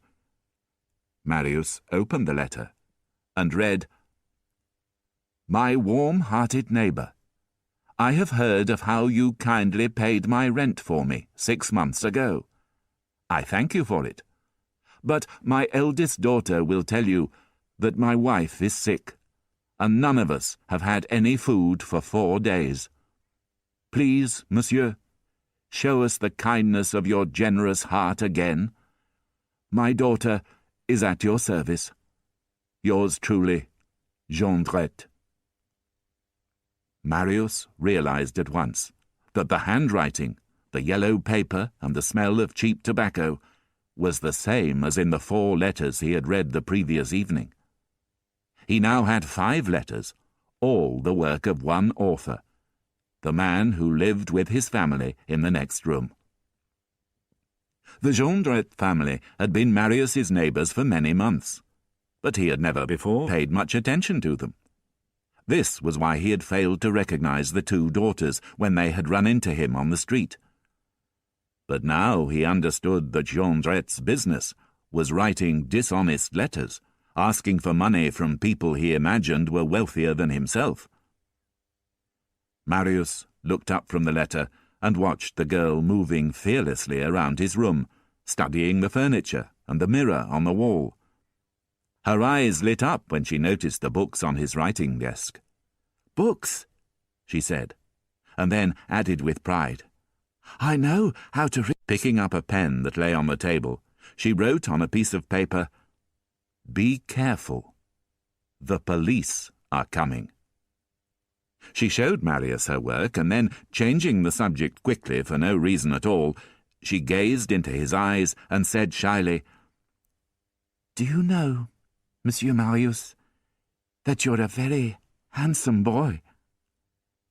Approaching him, she rested a cold red hand on his shoulder and said, "You never notice me, Monsieur Marius, but I know you. I see you on the stairs, and I see you walking around the streets looking so sad and alone." Marius's cheeks went red. He moved away from the girl's touch and said, "I think, mademoiselle, that I have something belonging to you." He handed her the parcel of letters. She clapped her hands and cried, "We've been looking for that everywhere. How did you know they were mine? Of course, the handwriting. You were the man we ran into last night." While she talked excitedly, she took out one of the letters. "Ah, this is for the old man who goes to church every day. If I hurry, I might be able to catch him. Perhaps he'll give me enough for a dinner. We haven't eaten for 3 days." Marius took a 5-franc piece from his pocket and handed it to the girl. "The sun's come out at last," she cried, eagerly accepting the coin. "That's enough food for 2 days. You're a real gentleman, monsieur." With those words, she gave a little laugh and wave, grabbed some dry bread from the table, and disappeared out of the door. Marius had lived for 5 years without much money, but he had never been really poor. Now, after his conversation with the girl from the next room, he understood what real poverty was. Only a thin wall separated him from the family of lost souls in the room next door. He had heard them and seen them, but had paid them no attention, and he suddenly felt guilty. If they had had another neighbour, he thought, one who had noticed their suffering, perhaps they could have been rescued by now. As Marius was thinking about the sad life of the family in the next room, he stared dreamily at the wall that separated them. Then, in the top corner near the ceiling, Marius saw that there was a triangular hole. "Let's see what these people are really like," Marius thought. "Then I'll be in a better position to help them." He stood on a cupboard, put his eye to the hole, and looked through it into his neighbour's room. The Jondrette's room was dirty and evil-smelling, unlike Marius's bare but clean room. Its only furniture was a chair, an old table, some cracked dishes, and 2 dirty beds, one on each side of a fireplace. A man with a long grey beard was sitting at the table, writing a letter and smoking a pipe. A large woman with greying hair, once red, was sitting by the fire, while a thin, pale-faced child sat on one of the beds. Marius, depressed at what he saw, was going to get down from the cupboard when the door of the Jondrette's room opened, and the elder girl came in. Slamming the door shut behind her, she cried victoriously, "He's coming!" "Who's coming?" Her father looked up. "The old man who goes to church. He's following me. I saw him with his daughter in the church and gave him the letter. He said he would follow me here. I ran ahead to tell you he'll be here in 2 minutes." "You're a good girl," the man said, rising quickly to his feet. Then turning to his wife, he said, "Quickly, put out the fire." While she poured water on the flames, the man broke the chair with his foot and told his younger daughter to break a window. She put her fist through the glass and ran to her bed, crying because her arm was covered in blood. "Excellent," her father smiled, tearing a piece off his shirt and using it as a bandage. "Now we're ready for the kind gentleman. When he sees how miserable we are, he'll give us a lot of money, you'll see." Moments later, there was a gentle knock on the door. Jondrette rushed to open it, bowing almost to the ground as he did so. Please come in, my dear sir. Please enter with your charming young lady. An elderly man and a young girl appeared in the doorway, and Marius, still looking through the hole in the wall, could not believe his eyes. It was she. She. Everyone who has ever loved will feel the force of that small word. In the bright mist that clouded his vision, Marius could hardly see the features of the sweet face that had lit his life for 6 months and had then disappeared, filling his life with darkness. And now the vision had reappeared. When Marius had recovered some of his senses, he saw that she seemed a little paler than before. Her companion, as usual, was Monsieur Leblanc. As she entered the room, she put a large parcel on the table. Monsieur, you will find some woolen stockings and blankets in the parcel, Monsieur Leblanc told Jondrette. You are extremely generous, monsieur, Jondrette said again, bowing to the ground. But, as you can see, we are unfortunate in many ways. We are without food, monsieur, and without heating. No warmth for my unhappy children. Our only chair is broken, a broken window in this weather. My wife ill in bed, and our younger daughter injured. Oh, the poor child, Ursula said, seeing the girl's bleeding wrist. She had an accident in the machine shop where she works for 6 sous an hour, Jondrette explained. They may have to cut off her arm. The daughter, taking her father's words seriously, began to scream with fear. While Monsieur Leblanc and Ursula tried to comfort her, Jondrette approached his wife and said in a whisper, Take a good look at that man. He then returned to Monsieur Leblanc and told him about his debts. I owe 60 francs in rent, he said. Monsieur Leblanc took a coin out of his pocket and put it on the table. 5 francs is all I have with me, he said. But I'll take my daughter home and come back this evening with more money for you. Jondrette accompanied Monsieur Leblanc and Ursula out of the door, and after a few minutes' indecision, Marius jumped down from the cupboard and ran out into the street. But he was too late. Their carriage had already gone. Miserably, he turned back to the house. He went into his room, pushing the door behind him. But the door would not shut. Turning, Marius saw that a hand was holding it open. "What is it?" he demanded. It was the Jondrette girl. "So it's you again," he said almost fiercely. "What do you want now?" She did not reply, but stood thoughtfully looking at him, seeming to have lost all her earlier confidence. She had not entered the room, but was still standing in the half-light of the corridor. "What do you want?" Marius repeated angrily. Monsieur Marius, she said at last, a faint light in her sad eyes. You seem upset. What's the matter? Nothing. Now, please, leave me alone. Marius tried again to shut the door, but she still held it open. You're making a mistake, she said. You aren't rich, but you were generous this morning. You've been kind to us. Now I want to be kind to you. Is there anything that I can do? Marius considered her offer, then had an idea. Moving closer to her, he said, "Do you know the address of those people who've just left your room?" No. Can you find out for me? Is that what you want? She said, a disappointed look on her face. Yes. The girl looked hard at him for a minute. What will you give me? She said at last. Anything you want. Anything? Yes. Then I'll get it. She left immediately, closing the door behind her. Marius sat down and buried his face in his hands, too overcome by emotion to think clearly. But then he heard a loud voice from the next room. "I tell you I'm sure." Jondrette was speaking to his wife. "I recognized him."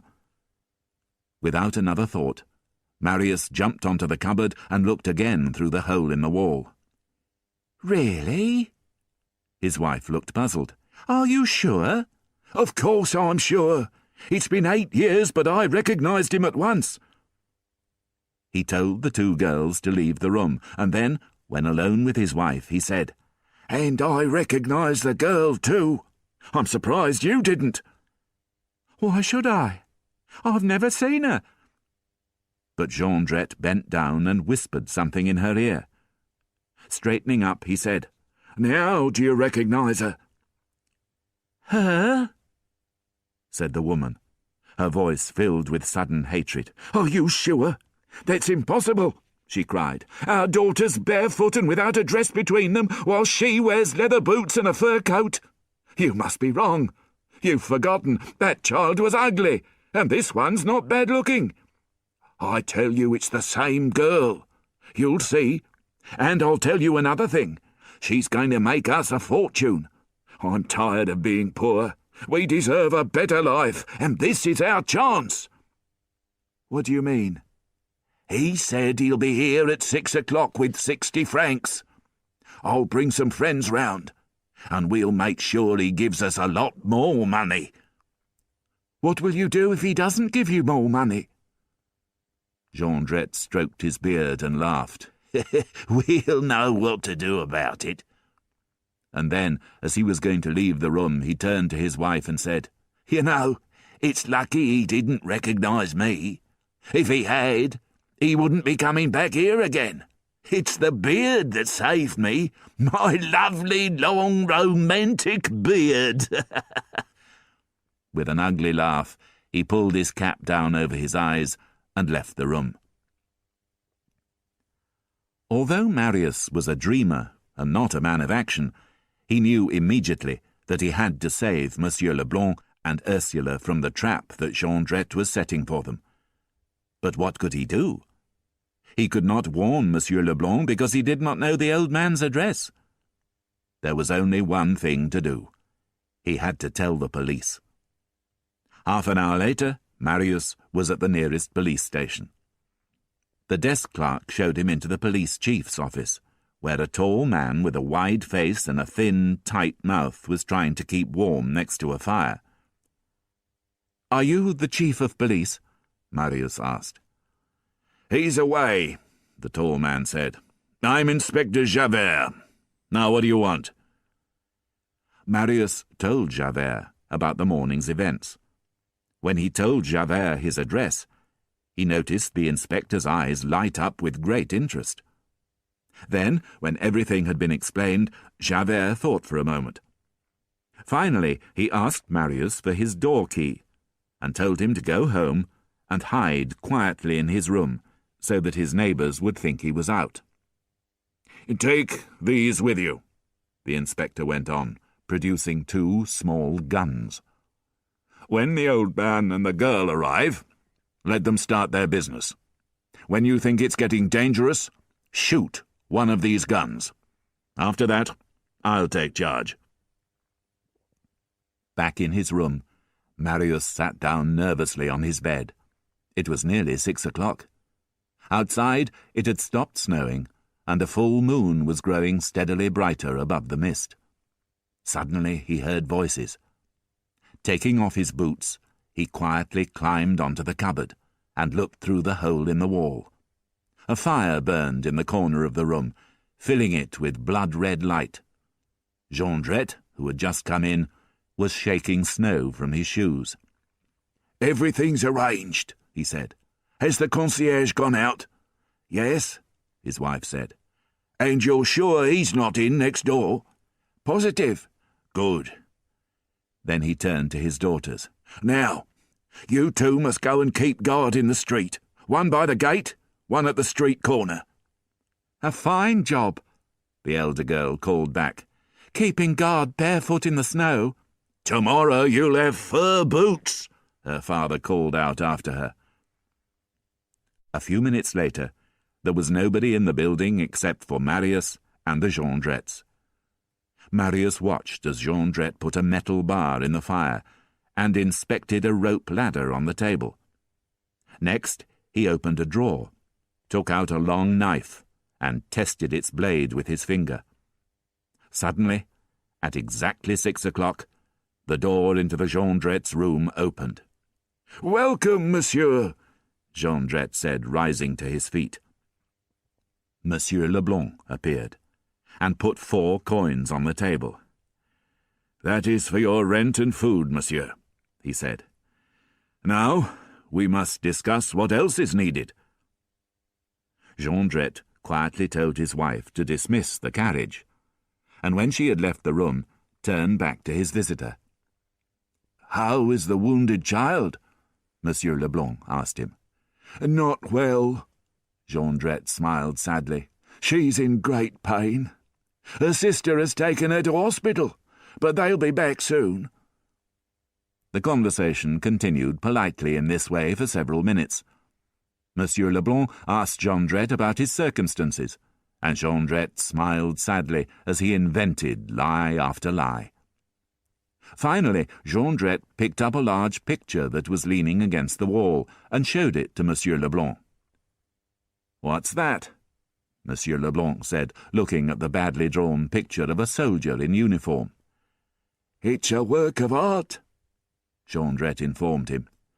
"I love this picture as much as I love my 2 daughters, but unfortunately I have to sell it. What do you think it's worth?" "It's just an old inn sign. It's worth about 3 francs.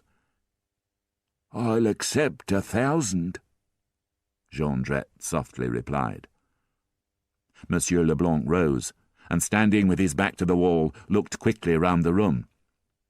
Jondrette was on his left. His wife was standing on his right near the door. Jondrette put the picture down and stepped quietly towards the old man. "You don't recognize me, do you?" he said in a loud, clear voice. At this signal, which he had prearranged with his friends, 3 men, armed with metal poles, rushed into the room. Monsieur Leblanc grew pale, and gripped the back of the broken chair with his huge hands. Marius, meanwhile, raised his right hand with the gun, ready to fire the warning shot. "The carriage is ready?" Jondrette asked the 3 men. "Yes, with 2 good horses," one of them replied. "Excellent." He turned to Monsieur Leblanc and repeated his earlier question. "You still don't recognize me, do you?" "No." "My name isn't Jondrette. It's Thénardier. Now do you recognize me?" Monsieur Leblanc trembled slightly, but still shook his head. Marius, however, who had been going to fire the gun as a signal for the police to arrive, shook so much that he almost fell off the cupboard. "Thénardier," he thought. "That's the name of the man who saved my father's life at the Battle of Waterloo. The man I've promised to help." If he fired the warning shot, Monsieur Leblanc would be saved and Thénardier would be destroyed. But he would also have broken his promise to his father. He felt his knees grow weak. What should he do? Thénardier walked up and down in front of Monsieur Leblanc.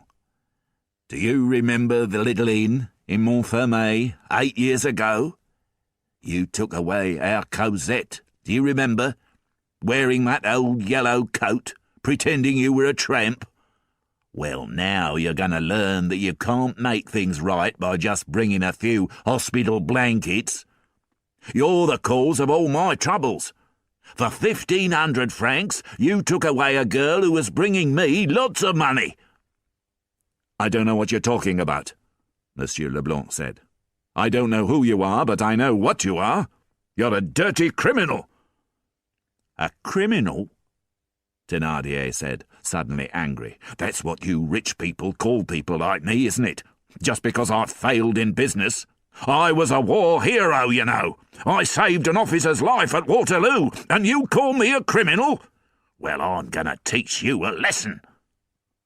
He began to move towards Monsieur Leblanc, but the old man was too quick for him. With surprising speed, He pushed the table and chair to one side and ran to the window. He managed to open it, but before he could jump, the 3 men jumped on him and held him to the floor. This was too much for Marius. "Forgive me, father," he murmured, preparing to fire the gun. But suddenly Thénardier cried, "Don't hurt him!" After a long fight, Monsieur Leblanc was tied up and taken to the bed. "No wallet?" Thénardier cried, having searched his pockets. "Never mind." He sat on the bed next to the helpless but brave old man and said, "Let's discuss things quietly. All I'm asking for is 200,000 francs. I realize that you don't have the money with you now, but I want you to write a letter. I'll tell you what to say." He untied Monsieur Leblanc's right hand and, producing a pen and paper, began, "My dearest daughter, you must come at once. I need you urgently. The person who gives you this note will bring you to me. I shall be waiting." Monsieur Leblanc signed his name Urbain Fabre, which seemed to satisfy Thénardier, and wrote an address on the envelope. Thénardier then took the letter and gave it to his wife. "There's a carriage outside. Don't be long." Nearly half an hour passed. Thénardier seemed lost in his own dark thoughts. The prisoner did not move. Finally, there was the sound of horses in the street outside, and moments later the door to the room was thrown open. "It's a false address!" Madame Thénardier cried. "There's no Urbain Fabre. The old man's been lying to us." Thénardier sat on the corner of the table in silence for some moments, swinging his leg and gazing with a fierce satisfaction at the fire. Then he turned to the prisoner and said in a slow, threatening voice, "What did you hope to gain by giving me a false name and address?" "Time!" cried the prisoner in a loud voice, jumping from the bed, having secretly cut the ropes that tied him. Before the others in the room could react, Monsieur Leblanc was standing by the fire, holding a metal bar above his head. "I am not afraid of you," he said, "but neither should you fear me." With those words he threw the metal bar out of the window into the street below. "Get him!" Thénardier shouted. "He's defenseless!" 2 men grabbed him by the shoulders. "Now cut his throat!" Thénardier called. Marius stared, frozen with fear, as Thénardier, knife in hand, stood hesitating a few steps away from the prisoner. The brave man was in terrible danger, but Marius still could not fire the gun. Then, in the moonlight, he saw the solution to his problem. On top of the cupboard by his feet, he noticed the piece of paper that the elder daughter had written on. "Be careful, the police are coming." He immediately saw what he had to do. He took a piece of brick from the wall, wrapped the piece of paper around it, and threw it through the hole into the middle of Thénardier's room. He was just in time. Thénardier was advancing towards his prisoner, knife in hand, when his wife cried, "Something fell!" She picked up the piece of paper and handed it to her husband, who read it quickly. "It's Éponine's handwriting," he cried a moment later. "Quick! Get the ladder! The police are coming and we've got to go!" They threw the rope ladder from the open window, but before they could escape, the door opened and Inspector Javert walked in. "Relax," he smiled. "You can't escape through the window. There are 5 of you and 15 of us. You have no chance. Why not come quietly?" The men put down their weapons and surrendered without a fight. When everybody had been arrested and taken from the room, Javert noticed the prisoner, who was standing, head bowed, by the window. He turned to speak to another policeman, but when he looked back, he saw that the prisoner had gone. Javert rushed to the open window and looked down. The rope ladder was swinging gently above the empty street. "He must have been the cleverest of them all," Javert murmured angrily to himself. Chapter 8. Marius and Cosette. Not wishing to give evidence against Thénardier in court, Marius made immediate arrangements to leave his room. Early the following morning, he paid the concierge his final rent and went to live with his friend Enjolras. Inspector Javert looked for Marius everywhere, but without success. 2 months later, Marius was deeply unhappy. He sent money every Monday to Thénardier, who was in prison, which meant that he had even less money for himself. But the main reason for his unhappiness was that he was forced to live his life with no hope of seeing Ursula. One afternoon he was sitting in a field looking down at a small river, when his dreams of Ursula were suddenly broken by the sound of a familiar voice. He looked up and recognized Éponine, Thénardier's elder daughter. Still wearing the same rags, with the same bold look in her eyes and the same rough voice, she had somehow become more beautiful. She stared at Marius with a look of pleasure on her pale face, and for some moments seemed unable to speak. "So, at last I've found you," she finally said. "I've been looking for you everywhere. You aren't living in the same room anymore?" "No," said Marius. "Well, I can understand that. It's not nice, that sort of thing. But why are you wearing that dirty old hat?" When Marius gave no answer, she went on, "And you've got a hole in your shirt. I'll mend it for you. A young man like you ought to be nicely dressed." Marius still said nothing, and after a moment's pause she said, "You don't seem very glad to see me. But I could make you look happy if I wanted to." "How?" said Marius. "What do you mean?" "You weren't so unfriendly last time." "I'm sorry. But what do you mean?"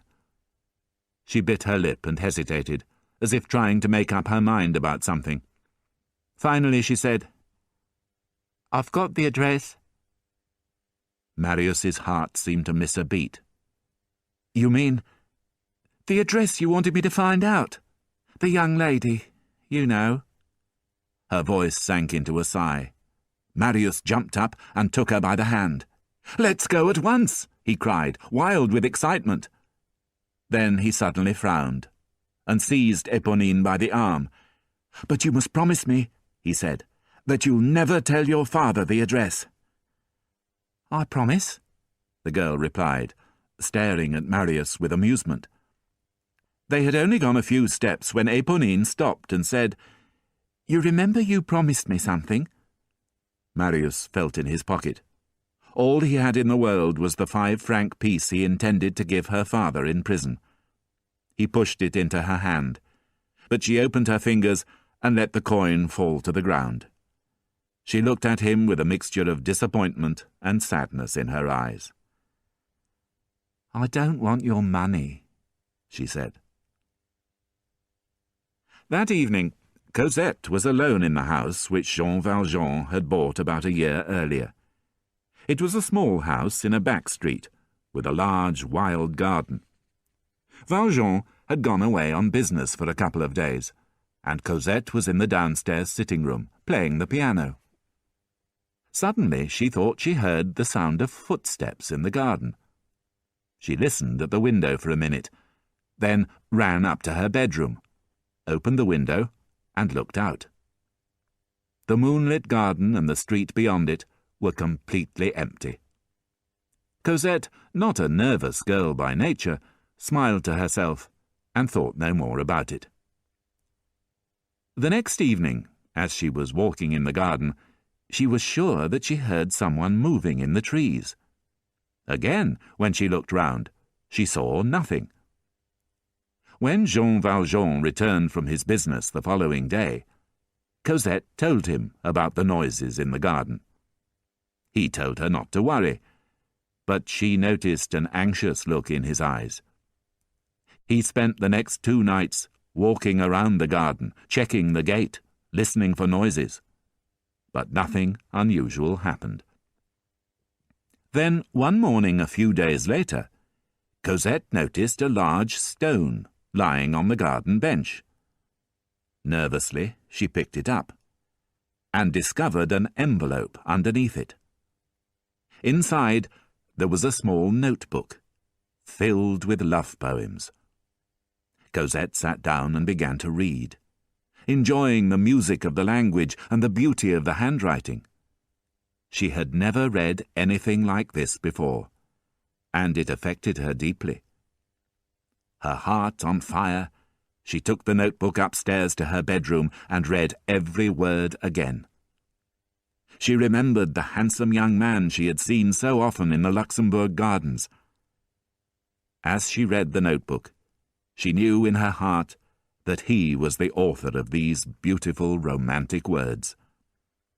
Finally, she kissed the book, held it to her heart, and waited for the evening, when she knew that something special was going to occur.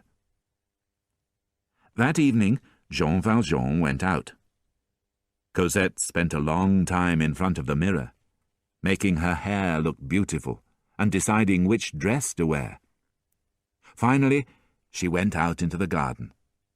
She sat on the bench where she had found the notebook, and moments later had the strange feeling that she was being watched. She looked round and jumped to her feet. It was he. He looked paler and thinner than she remembered. His dark clothes were almost invisible in the shadows, and his face shone softly in the fading light.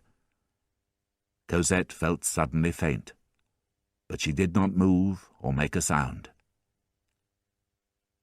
"Forgive me for being here," Marius spoke at last, "but I've been so unhappy. Do you recognize me? You mustn't be afraid. It's a long time ago, but do you remember the day when you first looked at me, in the Luxembourg Gardens, and the day you walked past me? Those things happened nearly a year ago. Forgive me for talking like this. I don't know what I'm saying. Perhaps I'm annoying you. But the truth is, I can't live without you." "Mother," Cosette murmured, and began to fall. Marius caught her and held her tightly in his arms without realizing what he was doing, lost in a mist of love. Cosette, feeling her body close to his, took his hand and pressed it against her heart. Aware of the shape of the notebook under her dress, he said, "So you've read my notebook? Do you love me too?" "Of course," she answered in a low voice. "You know I do." Then, as if by magic, her lips were next to his, and they were kissing. Afterwards, they sat together on the garden bench in a state of shock, neither of them speaking. Beneath the stars, they were happy just to look into each other's eyes and hold each other's hands. Then, at last, they began to speak. They talked all evening about their dreams, their mistakes, their moments of happiness, their moments of despair. When everything had been said, she laid her head on his shoulder and asked, "What's your name?" "My name's Marius." "And yours?" "Cosette." During that month of May, in the year 1832, Cosette and Marius met every day in the wild garden of that small, secret house. They would sit and hold hands and talk, or just gaze into each other's eyes and smile. "How lovely you are," Marius would sigh. "There are moments when I think this is a dream. There are other moments when I think I'm a little mad. I love you so much." To which Cosette would reply, I love you more with every minute that passes. In this way, bathed in happiness, they lived untroubled by the world. One beautiful starry evening, Marius found Cosette sitting unhappily in her garden. "What's the matter?" he asked, sitting next to her on the bench. "My father said that we may have to leave," she replied. Marius trembled. For 6 weeks he had known nothing but uncomplicated happiness. Now, for the first time, there was a cloud in the clear blue sky of his life. He could not speak, and Cosette felt his hand grow cold. She asked, as he had done, "What's the matter?" He replied in a voice so low that she could hardly hear it, "I don't understand what you mean." "Father told me this morning that I have to pack everything and be ready to leave for England within a week." Marius rose to his feet and said coldly, "Cosette, are you going?" She looked up at him, her pale face lined with misery. "What else can I do?" she cried. "So you're leaving me?" "Oh, Marius, why are you being so cruel to me?" Marius turned his back to her and said, "Then I shall have to go away." "No, Marius, wait. I've got an idea." Marius turned and was surprised to see her smiling. "What is it?" "If we go, you must come too.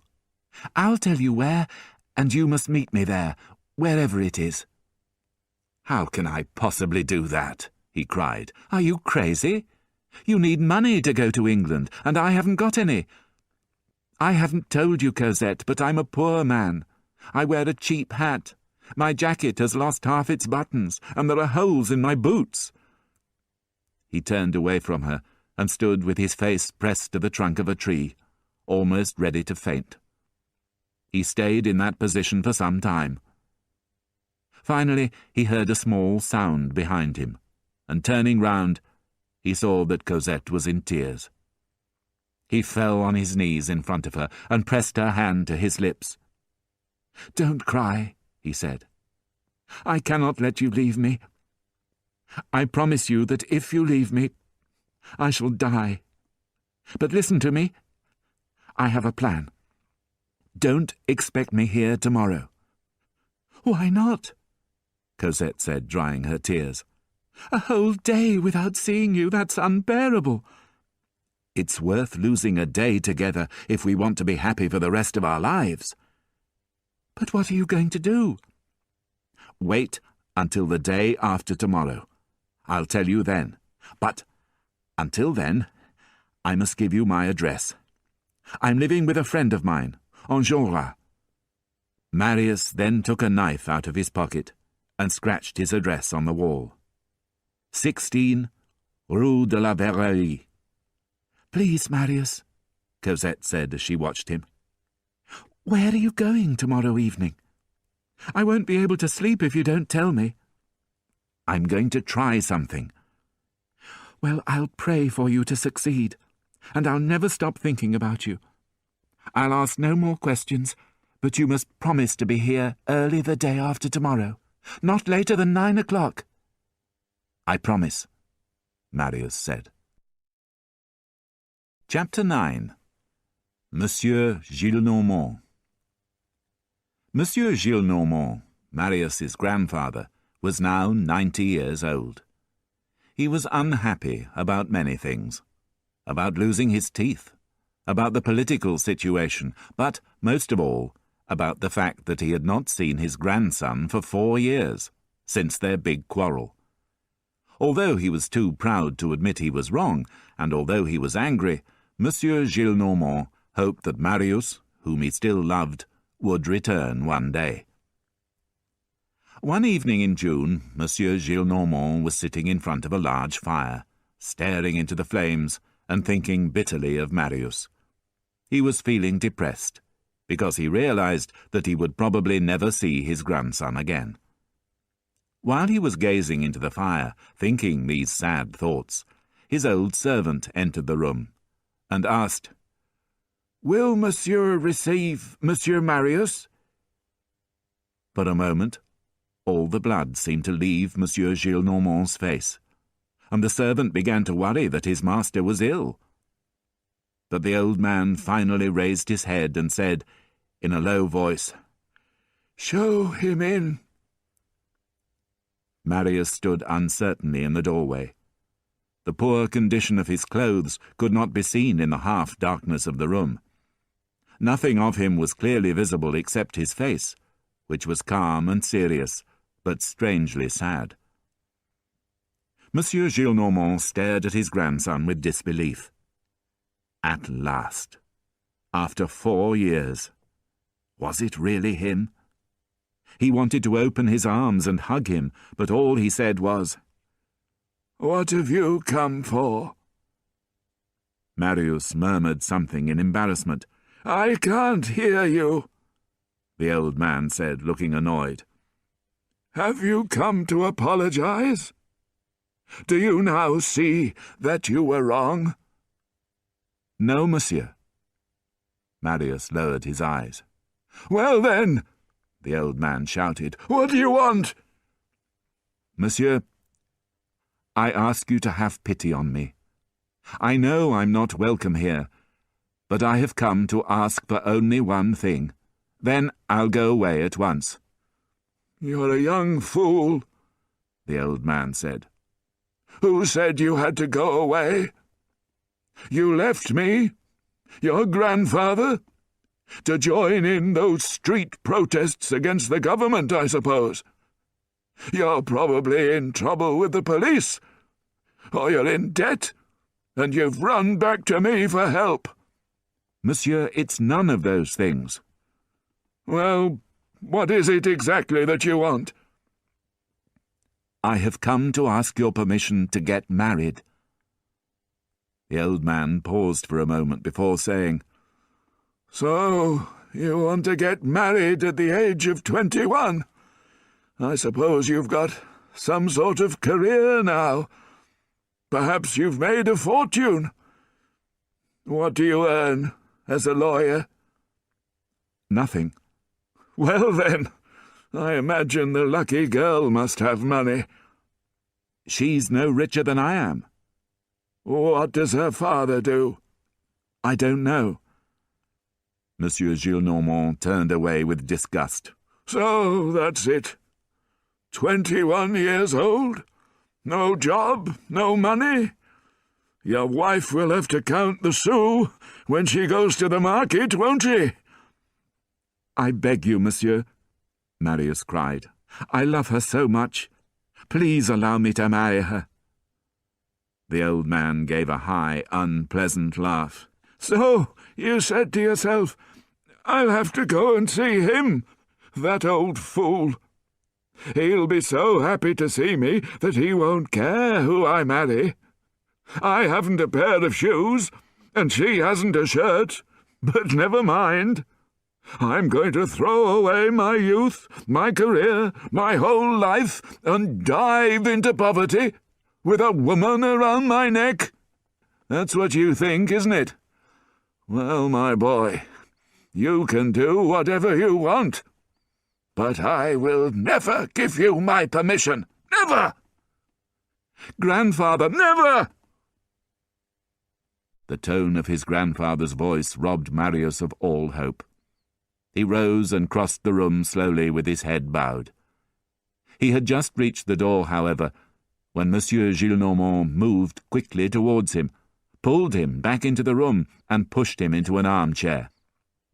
"Tell me about it," he said to Marius, who stared back with silent amazement, unaware that the word grandfather was responsible for the change in the old man's behaviour.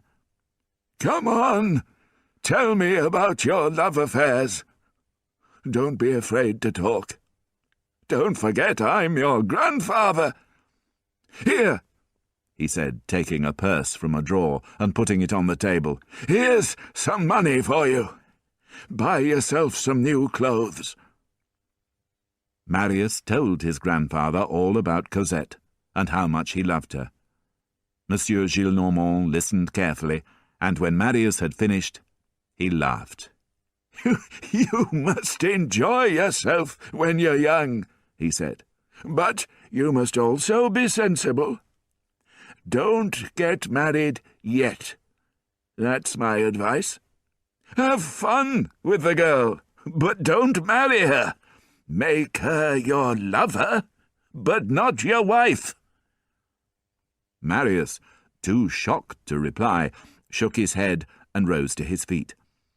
He then turned slowly to the old man, bowed deeply, and said, 4 years ago, you insulted my father. Today, you have insulted my future wife. I shall ask no more favours of you, monsieur. Goodbye. Monsieur Gillenormand called for Marius to come back, but it was too late. The proud young man had closed the door and gone. "Oh, my God!" the old man cried, burying his face in his hands. "What have I done? This time he'll never come back." Marius left his grandfather's house in a state of despair, and returning to his room, fell asleep, fully dressed on the bed. When he woke up, Enjolras was in the room with a few other friends. They all looked very nervous and excited about something. "What's the matter?" Marius asked sleepily. "Are you coming to the funeral of General Lamarque?" "Who's he?" Enjolras and his friends shook their heads with amazement at their friend's lack of awareness, and soon left the room. Marius opened a drawer and took out the 2 guns which Inspector Javert had lent him in February. Putting them in his jacket pocket, he went out and continued to wander aimlessly around the streets, noticing only occasionally the strange atmosphere of excitement that was growing in the town. People were running around, and there was a lot of noise, but Marius paid little attention. He could think of only one thing, his meeting later that evening with Cosette. This would be his last brief happiness. After that, there would be only darkness. At 9 o'clock that evening, Marius crept into the garden of Cosette's house. But she was not there waiting for him as she had promised. Looking up, he saw that there were no lights on in the house, and that all the windows were closed. Unable to control himself, he beat his fists against the walls of the house. "Cosette!" he cried, not caring who heard him. "Where are you?" He called her name again and again, until, exhausted, he sat down on the stone steps. Now she was gone, he told himself. He had no future. There was nothing for him to do except die. Suddenly, he heard a voice calling through the trees from the street. "Monsieur Marius!" He looked up. "Who's that?" "Is that you, Monsieur Marius?" "Yes." "Your friends are waiting for you at the barricade, in the Rue de Chanvrerie."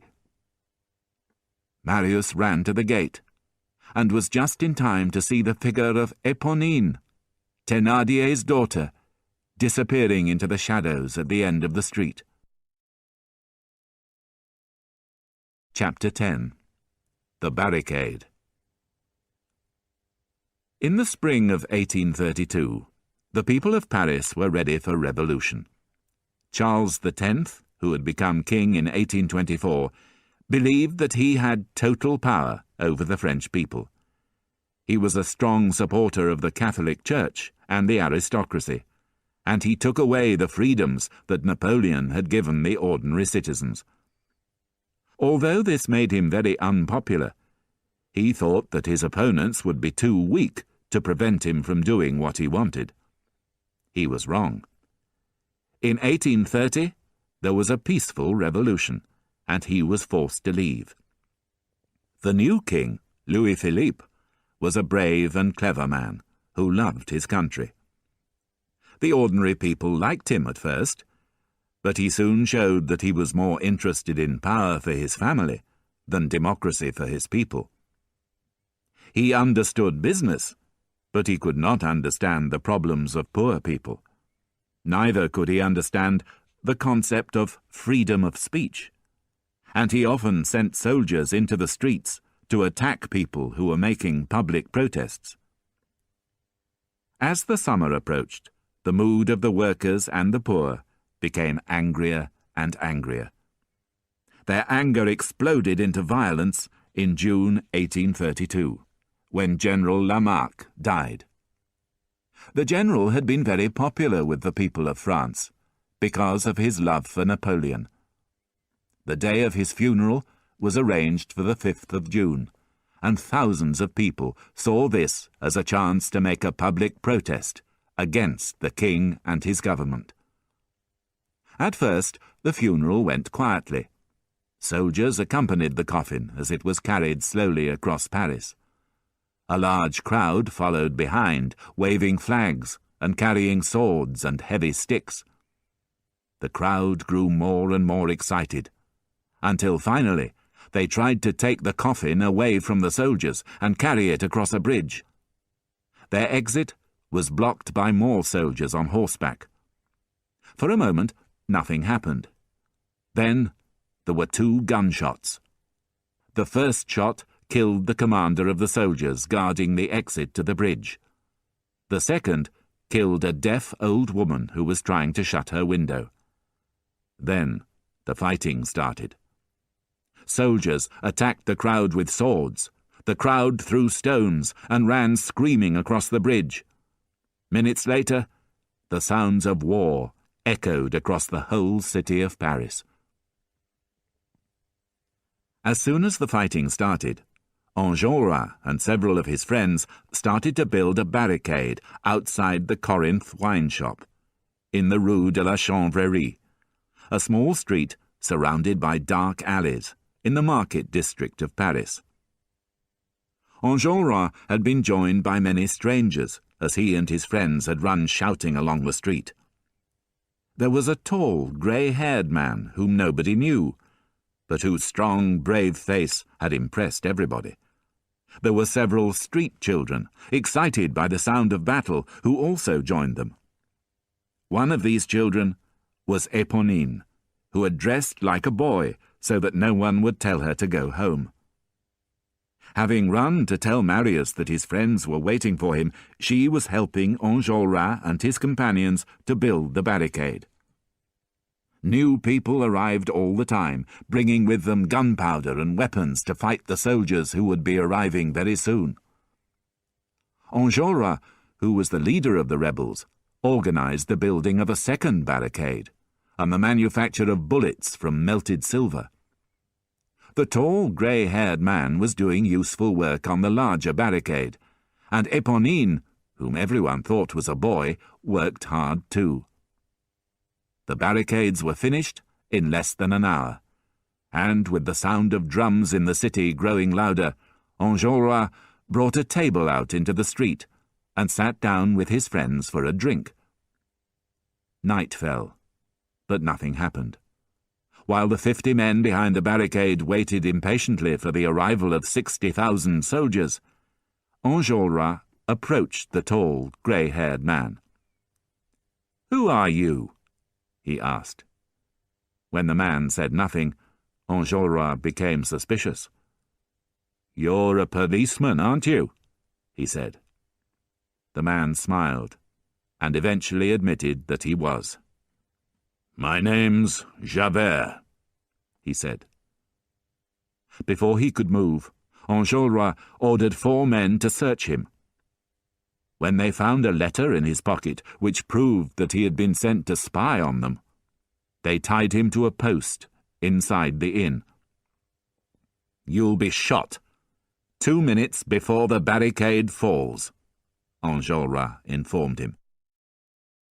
Marius left the garden, and, mad with grief at losing Cosette, walked towards the sound of drums and gunfire in the centre of the city.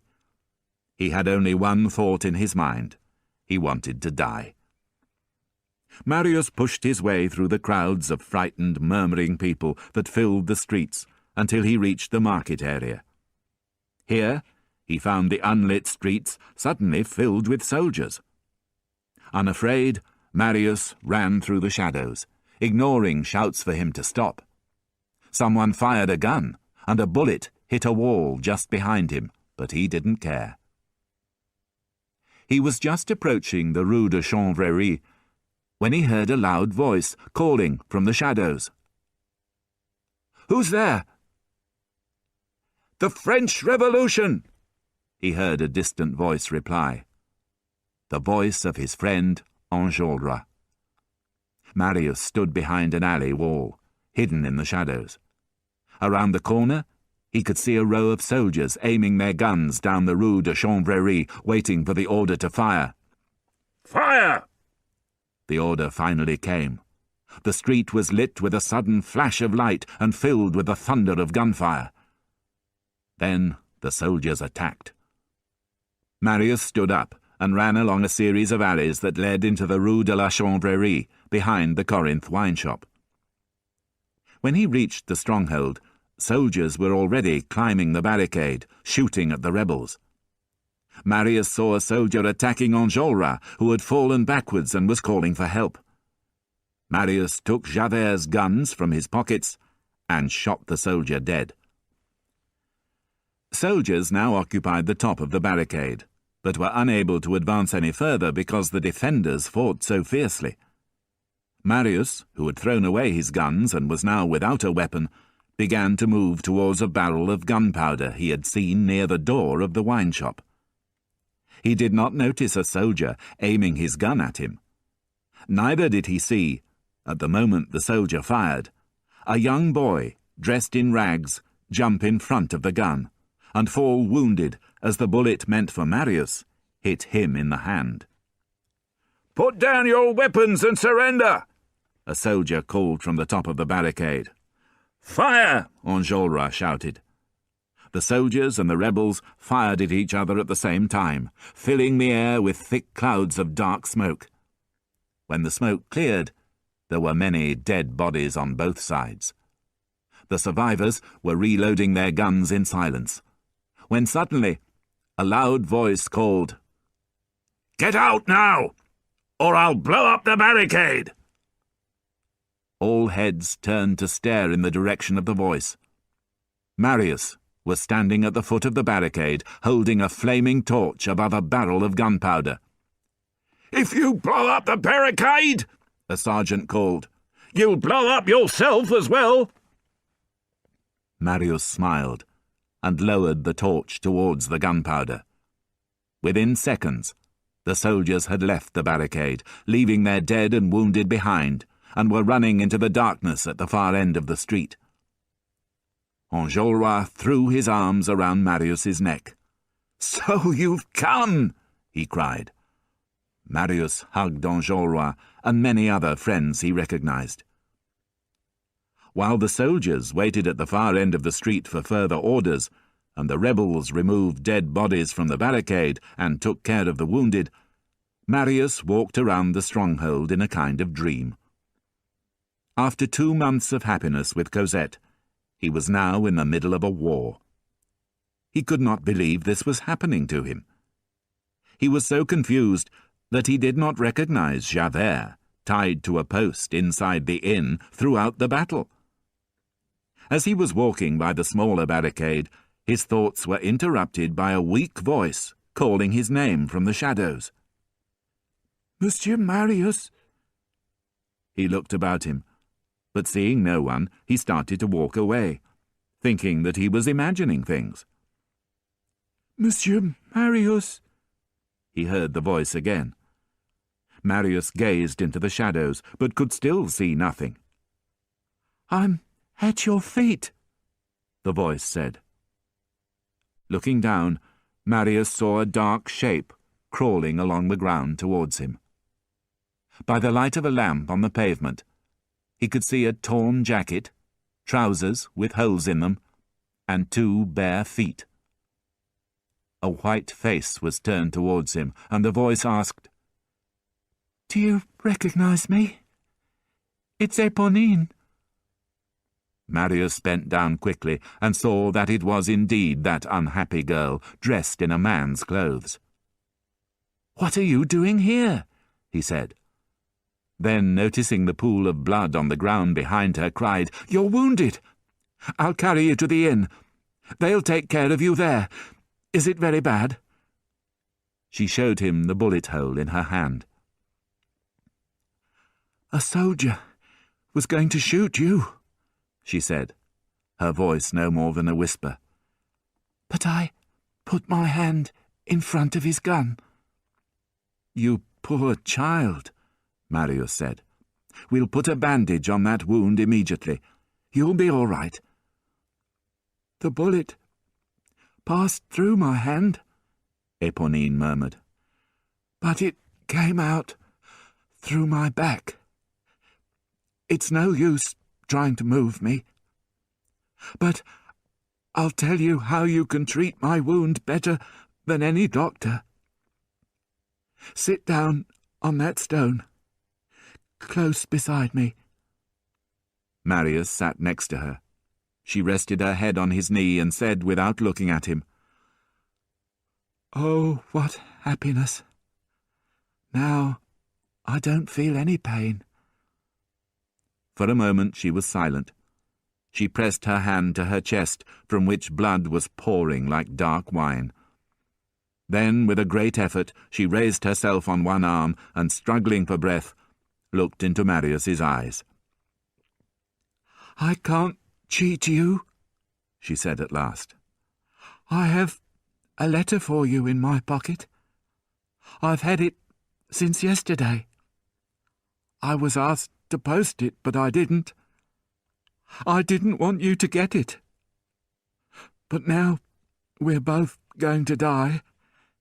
It doesn't matter, does it? I can't be jealous any more.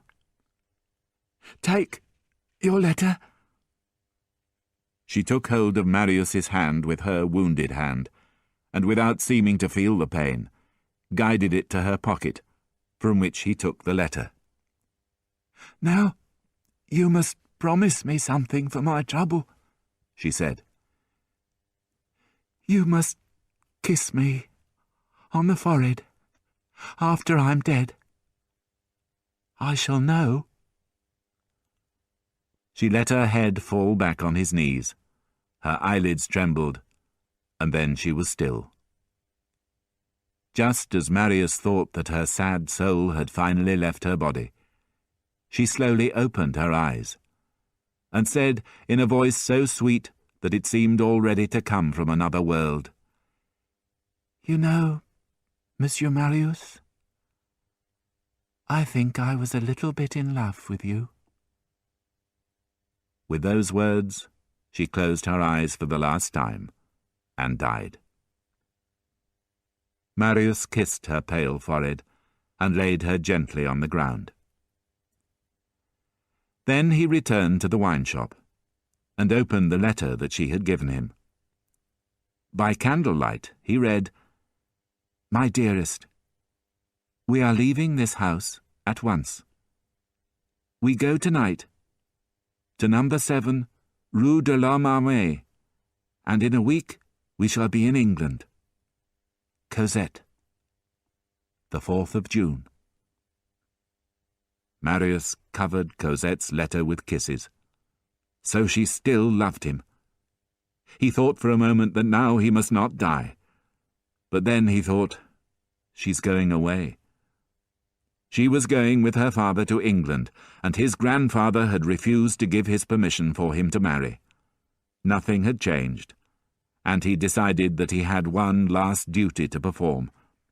He must send Cosette a final message, and tell her of his death.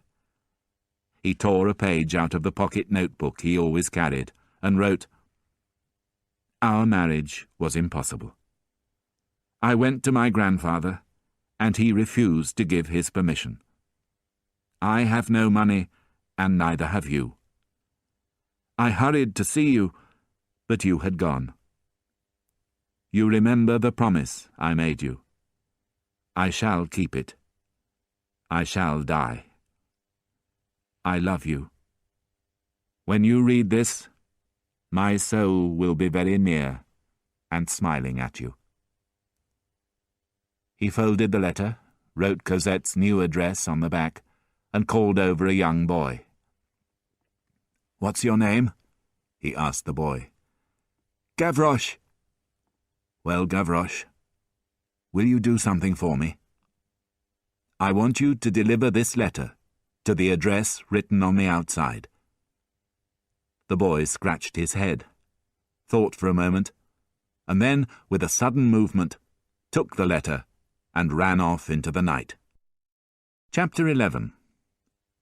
The Letter. Jean Valjean, at that moment, was in a state of terrible shock. For the first time in their life together, he and Cosette had quarrelled. She had not wanted to leave the house, but she had eventually obeyed him. They had left quickly at nightfall, bringing their servant, Toussaint, with them, but very little luggage. Cosette had brought her letter case and blotter with her, Valjean his box of child's clothing, and the old National Guard uniform which all respectable men possessed, and which he had worn under a previous identity. In their new house they went to bed in silence. Cosette, however, did not leave her bedroom the next day, and Jean Valjean had dinner alone. As he was eating, Toussaint told him about the fighting in the city, but he did not pay much attention. He was too worried about Cosette. There was no reason, he thought, why they should not continue to live happily together in England. As long as he had Cosette, he would be happy, and it did not matter where they lived. He began to feel happier as he thought about the journey they would soon be making. He stood up and was going to leave the room, when something made him stop. He glanced again at the mirror. Cosette's blotter was lying on a cupboard just below it, and, as Valjean stared at its reflection, he read the following lines. "My dearest, we are leaving this house at once. We go tonight to number 7, Rue de l'Homme Armé, and in a week we shall be in England. Cosette, the 4th of June." In her unhappy state of mind, Cosette had forgotten to remove the page that she had used to blot the letter she had written to Marius. She had left it on the cupboard, and the mirror, reflecting the backwards handwriting, made the message clearly visible. Valjean moved closer to the mirror and read the lines again, not wanting to believe them. But there was no doubt that this was Cosette's handwriting. He began to shake, and he fell back into an armchair, feeling angry and betrayed. He had suffered terribly over the years, and until now he had survived every disaster. But this was the worst thing that had ever happened to him. Someone was threatening to rob him of the only person he loved. He murmured to himself, "She's going to leave me." And the pain of those words cut into his heart like a knife. After a short time he rose to his feet and looked again at the blotter. His anger and misery of minutes before had been replaced by a terrible calmness. He stared at the blotter, coldness in his eyes, the darkness of the deepest night in his heart. He remembered clearly the young man in the Luxembourg Gardens who had shown such great interest in Cosette, and he was certain that this was the man she had written to. He went out into the night and sat on the doorstep, his heart filled with a terrible hatred for the man who was trying to steal Cosette from him. He sat for a long time, listening to the sound of distant gunfire in the city, wondering how to get his revenge, when suddenly he heard footsteps. Looking up, he saw a pale-faced boy, dressed in rags, studying the numbers of the houses in the street. Seeing Valjean on his doorstep, the boy stopped and asked, "Do you live in this street?" "Yes. Why?" I'm looking for number 7. I have a letter for a girl who lives here. Well, I'm the girl's father. You can give the letter to me. Oh, and one more thing before you go, Valjean said when the boy had handed him the letter. Where should I take the reply? That letter comes from the barricade in the Rue de la Chanvrerie, the boy replied. Which is where I'm going now. Good night, citizen. Jean Valjean went back into the house and tried to make sense of the words that danced before his eyes. I shall die. When you read this, my soul will be very near. This was enough to fill his hate-filled heart with sudden joy. So the problem was solved. The man who threatened his happiness was going to die, was perhaps already dead. Then Valjean frowned, and after a quick calculation, decided that Marius was probably still alive. But it made no difference. He was still certain to die, and Valjean's happiness would be safe. If he kept the letter in his pocket, Cosette would never know what had happened to the other man, and life with her would continue the same as before. What happiness!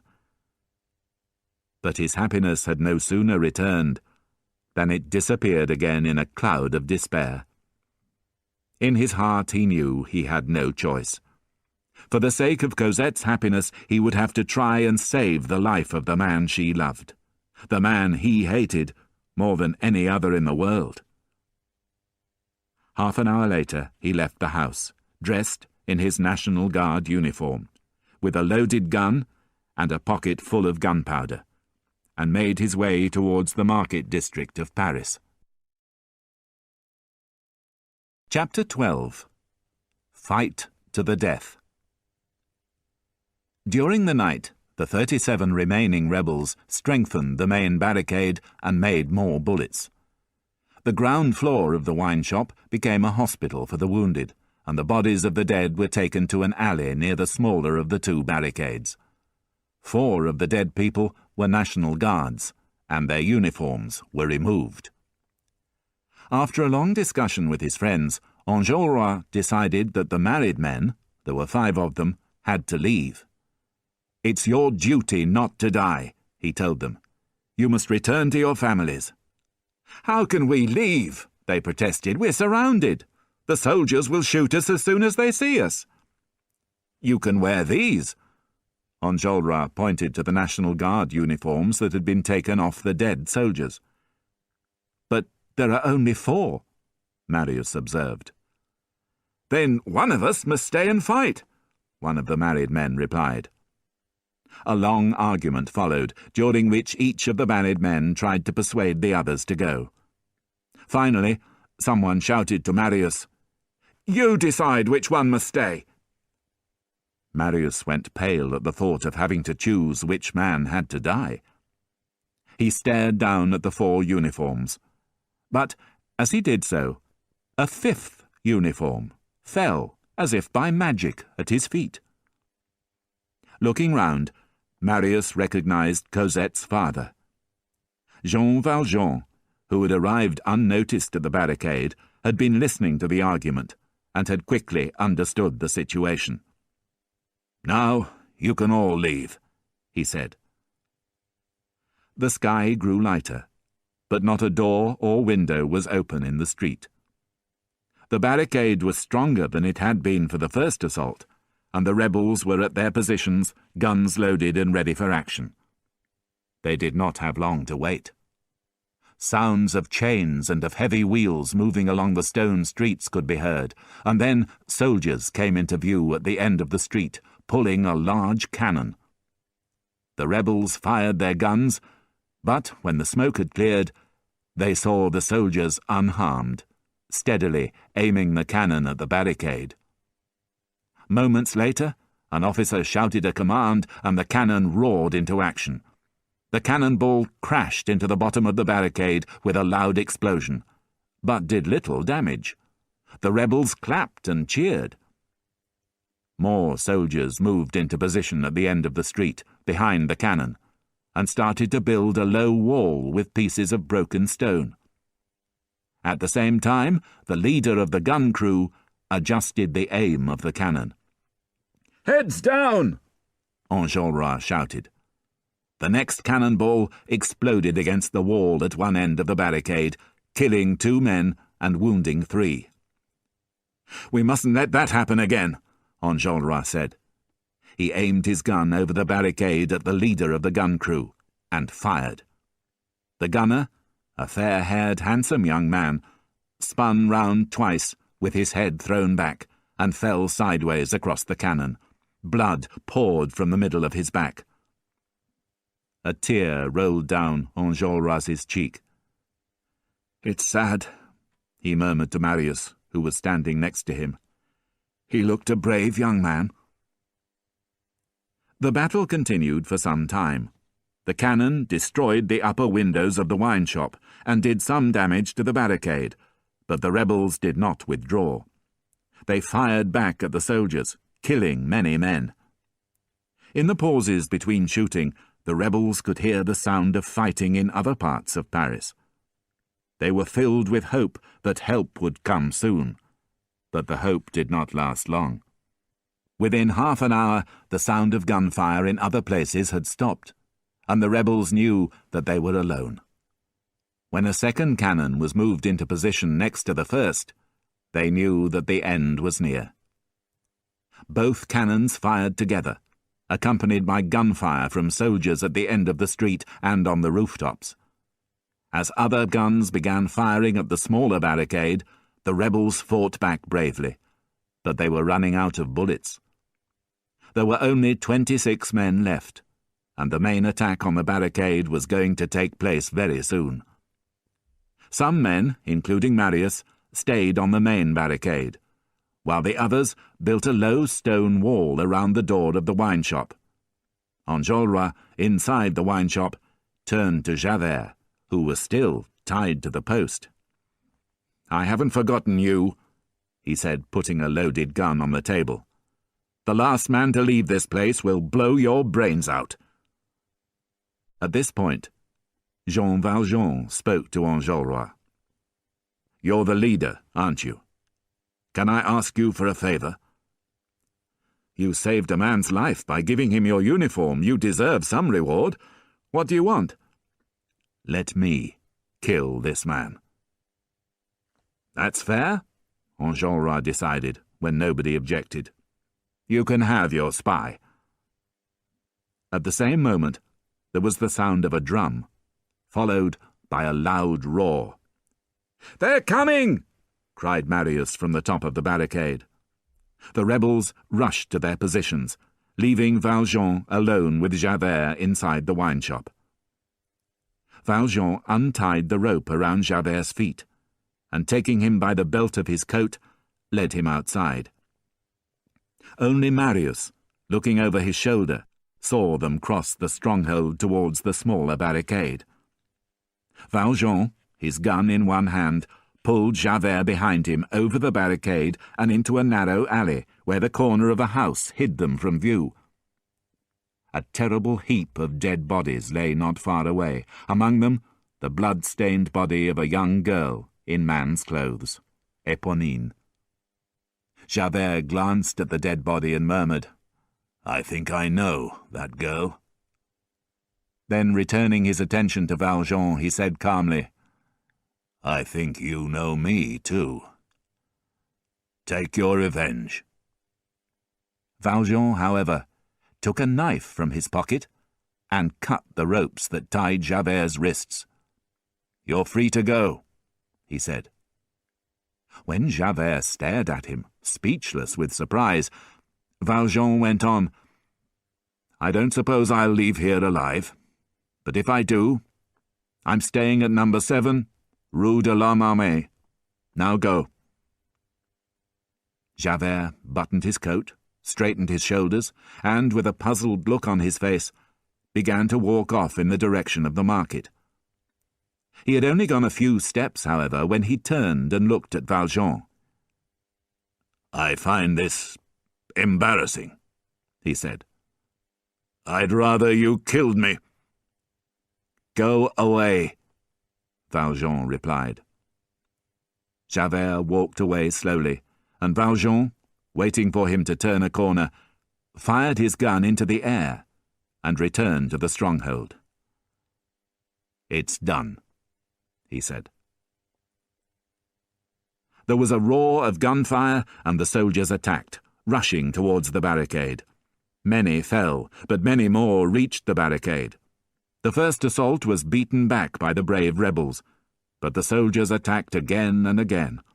Soon the ground below the barricade was piled with dead and wounded men as the rebels and soldiers fought hand to hand. The rebels fought long and hard to defend the stronghold, but finally they had to withdraw to the low wall outside the wine shop. They stood with their backs to the door, shooting up at the soldiers, who were climbing down towards them from the barricade. One by one, the remaining rebels escaped into the wine shop, until only Enjolras and Marius were left outside. As the two friends moved back towards the door, fighting off the soldiers, a bullet hit Marius in the shoulder. His eyes closed, and in great pain, he felt a hand grab him as he fell. "They've taken me prisoner," he thought, moments before losing consciousness. "Now I shall be shot." The soldiers, meanwhile, attacked the wine shop. Before long they broke down the door and rushed inside. Enjolras and the few surviving rebels fought bravely, but the soldiers were too strong. Soon all the rebels were dead, including Enjolras, who was the last to die. Sword in hand, surrounded by soldiers, he refused to surrender. He died in a rain of bullets, with a strangely victorious smile on his lips. Chapter 13. The Sewers of Paris. Marius had indeed been taken prisoner, but not by the soldiers. It was Jean Valjean's hand that had caught him as he fell. Valjean had taken no part in the battle. He had been looking after wounded men while bullets flew all around him. When Marius had been hit, Valjean ran to him at once, grabbed him before he fell, and carried his unconscious body into a small alley behind the wine shop. Valjean lowered Marius to the ground, stood with his back to the wall, and looked around him. The situation was terrible. There seemed to be no escape. On one side of him was the field of battle. On the other side was the low barricade, behind which hundreds of soldiers waited for rebels trying to escape. Both ways meant certain death. It was a situation that only a bird could have escaped from. Valjean looked desperately around him, at the house opposite, the barricade, the ground. And then he had a sudden idea. At the foot of the smaller barricade, half hidden by broken stones and pieces of wood, there was a hole in the road, covered with an iron grill. Valjean leapt forward, and using all his strength, he moved the stones and wood, opened the grill, lifted Marius onto his shoulders, and climbed down into the darkness. A few minutes later, he found himself in a long underground passage, a place of absolute peace and silence. He was inside the Paris sewers. He could just see, by the grey light from the grill above his head, that he was surrounded by walls. Ahead of him lay total darkness, but he had to go on. The soldiers might discover the grill by the barricade at any moment, and come down in search of him. With Marius lying across his shoulders, Valjean walked forward into the darkness, feeling his way along the wet, slippery walls with his hands. He moved from one passage into another, slipping several times on the wet floor. He could not see where he was going, but he knew he had to follow the downward slope of the passages towards the river. He walked blindly downwards in this way for a long time, his clothes wet with the blood from Marius's wound, the faint whisper of the young man's breath in his ear. He walked in total darkness, the silence broken occasionally by the thunder of gun carriages and horses racing along the streets of Paris far above his head. Suddenly, he saw his own shadow on the floor of the passage in front of him. Looking back, he saw the distant light of a torch. He was being followed. He pressed himself against the wall, held his breath, and waited. In the distance, a group of men formed a circle around the torchlight. They seemed to be listening for something, waiting for someone to move. Finally, the group of men moved off along another passage, and Valjean was left in total darkness once again. He continued his journey through the sewers. Sometimes the roof of the passages was so low that he had to bend down as he walked. His feet slipped all the time in the water on the ground, and he felt sick and faint with the terrible airless smell. At last, exhausted, he stopped beneath a large grille that brought him much-needed light and fresh air. He laid Marius down gently at the edge of the sewer and looked down at his face. It was covered with blood and as pale as death. Valjean tore pieces off his own shirt and bandaged Marius's wounded shoulder as well as he could. Then, bending over the unconscious body, Valjean stared at Marius with hatred in his eyes. He found two objects in Marius's clothing, a piece of bread and a wallet. Valjean ate the bread, and opening the wallet, found a note which Marius had written. "My name is Marius Pontmercy. My body must be taken to the house of my grandfather, Monsieur Gillenormand, 6 Rue des Filles du Calvaire, in the Marais."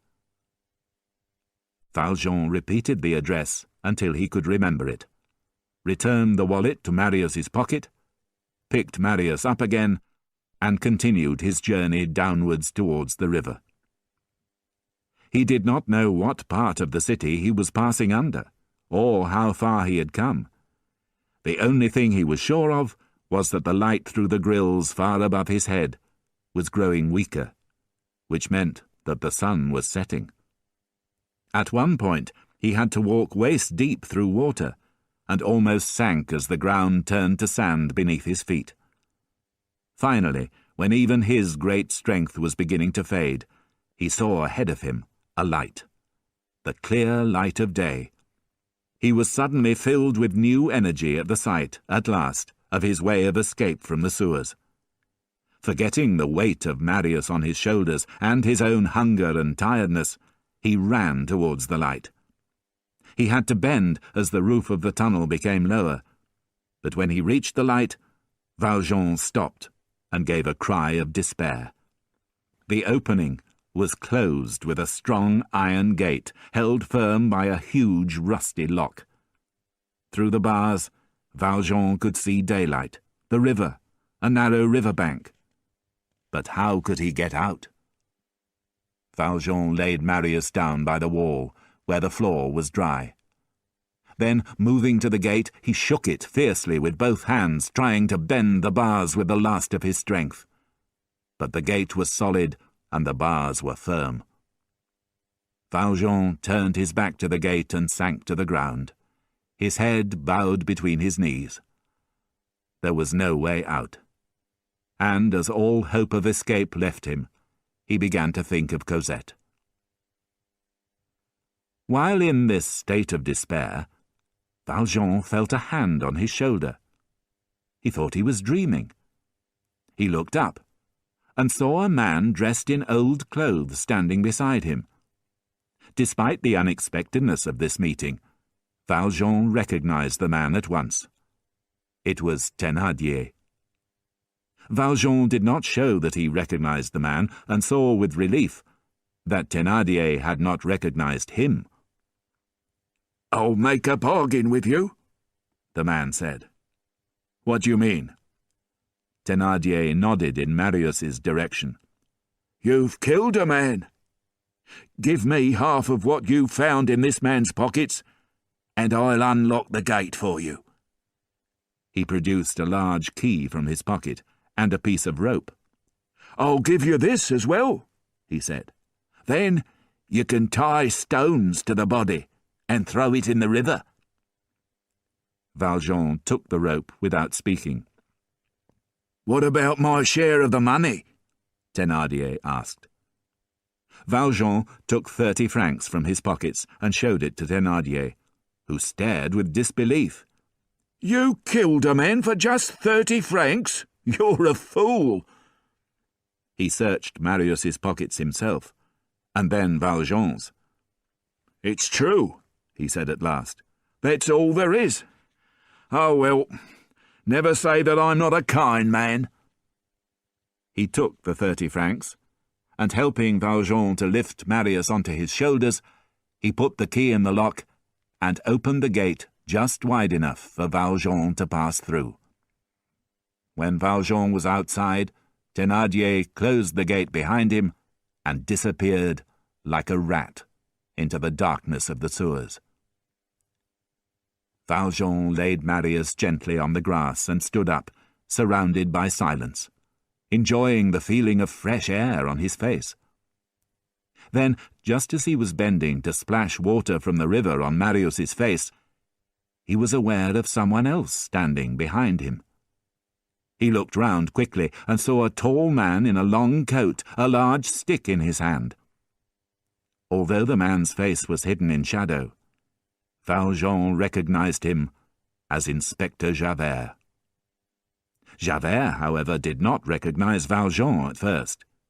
He had been more interested in catching Thénardier, who had escaped from prison and was known to be in the area.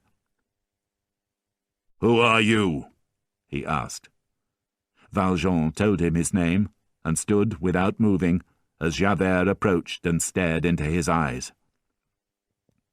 "Inspector Javert," Valjean said quietly, "I beg you to do me one favor. I promise not to try and escape.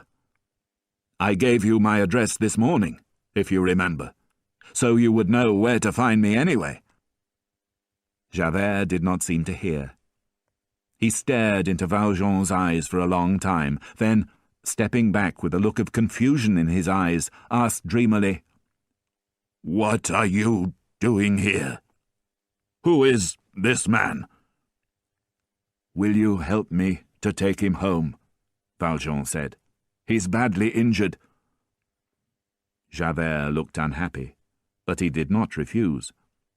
Bending down, he took a handkerchief from his pocket, wet it in the river, and bathed Marius's blood-stained forehead. Then he felt Marius's wrist.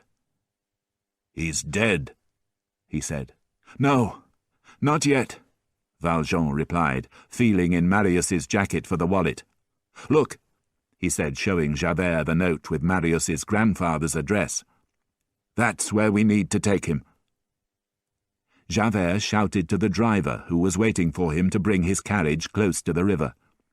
With Marius in the back seat, Valjean and Javert side by side in the front, the carriage drove off quickly through the dark and strangely empty streets of Paris. When they arrived at Monsieur Gillenormand's house, a servant answered the door. "Does Monsieur Gillenormand live here?"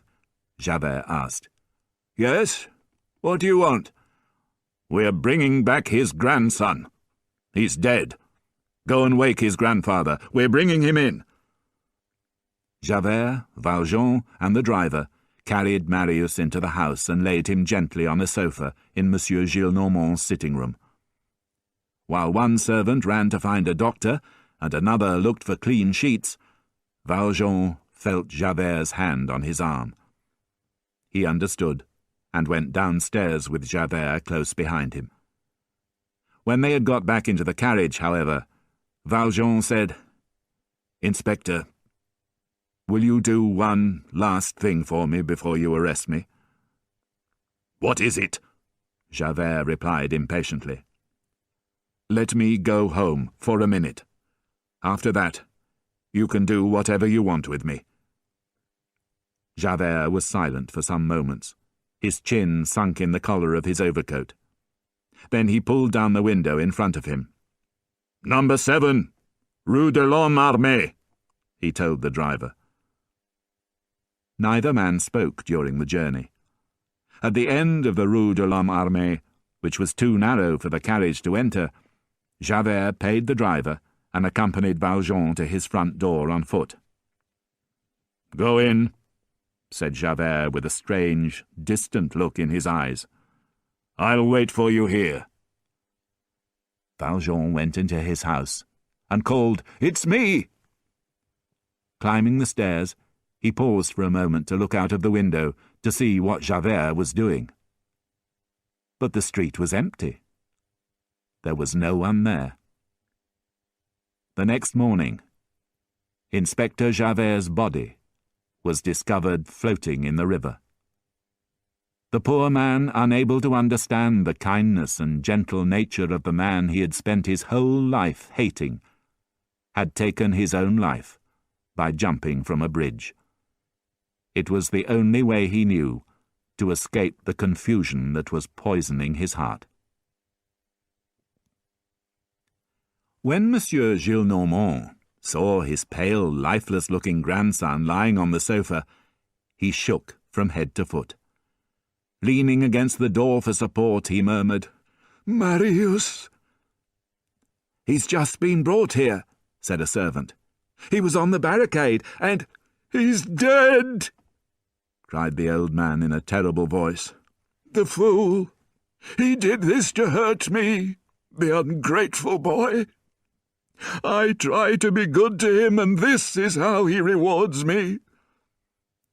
The old man walked to the window, and while he complained to the night about the pain and grief his grandson had caused him, the doctor arrived. After listening to Marius's heart, he organized his removal to a bed in another room, and returned to Monsieur Gillenormand, who was still standing by the window. "Will he live?" Monsieur Gillenormand asked, his eyes wild with fear. "I don't know," the doctor replied. "The wound to his body is not serious, but there are deep cuts on his head. It's difficult to say." Monsieur Gillenormand went to Marius's bedside. "You heartless boy," he said angrily.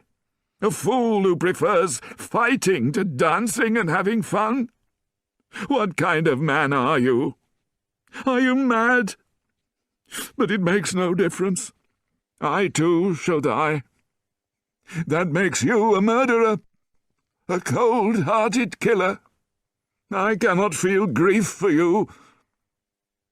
At that moment, Marius's eyes slowly opened, and his gaze rested upon Monsieur Gillenormand. "Marius!" the old man cried. "Marius! My child! Grandson! You're alive after all!" Chapter 14. The Wedding. Marius lay for a long time between life and death in a state of fever, endlessly repeating the name of Cosette. "He mustn't get excited," the doctor warned. Every day, according to one of the servants, a white-haired, well-dressed gentleman came to ask for news of the sick man. Finally, after 3 months, the doctor announced that Marius was out of danger. But he had to spend the next 2 months resting because of the damage to his shoulder. Monsieur Gillenormand grew happier as his grandson's condition improved. He did strange, unexpected things, like running up and down stairs without knowing why. He gave his neighbour, a pretty woman, a bunch of flowers, which greatly annoyed her husband. Marius, meanwhile, tried to make sense of what had happened to him. He thought about Enjolras and Éponine, and wondered why Cosette's father had been at the barricade. He could not understand why nobody could tell him how he had been saved. All he knew was that he had been brought to his grandfather's house in a carriage. He noticed his grandfather's tenderness towards him, but he could not forget the old man's unfairness and cruelty to his father, who had died penniless and unloved. Most of all, however, he thought about Cosette, and how he could find her again. "There's something I have to say to you," Marius told his grandfather one day. "What is it?" "I want to get married." "But of course," the old man laughed. "What do you mean, of course?" "That's understood. You will have your little girl." "I don't understand," Marius said, almost speechless with amazement. "You will have her," the old man repeated. "She comes here every day, in the shape of an old man who asks for news of you. While you've been ill, she's spent her time crying and making bandages for you. I know all about her. She lives at number 7, Rue de l'Homme Armé. You see, I'm not as unkind as you think. I've found out that she's a charming girl and that she loves you. I knew you were angry with me, and I thought, what can I do to make him love me? Then I thought, I can give him Cosette. I wanted to invite her to see you, but the doctor warned me that you would probably get too excited. So I advise you, dear boy, to eat more meat and get better soon. Then you can marry your Cosette and be happy." Having said this, the old man burst into tears. He held Marius's head to his chest, and they cried together.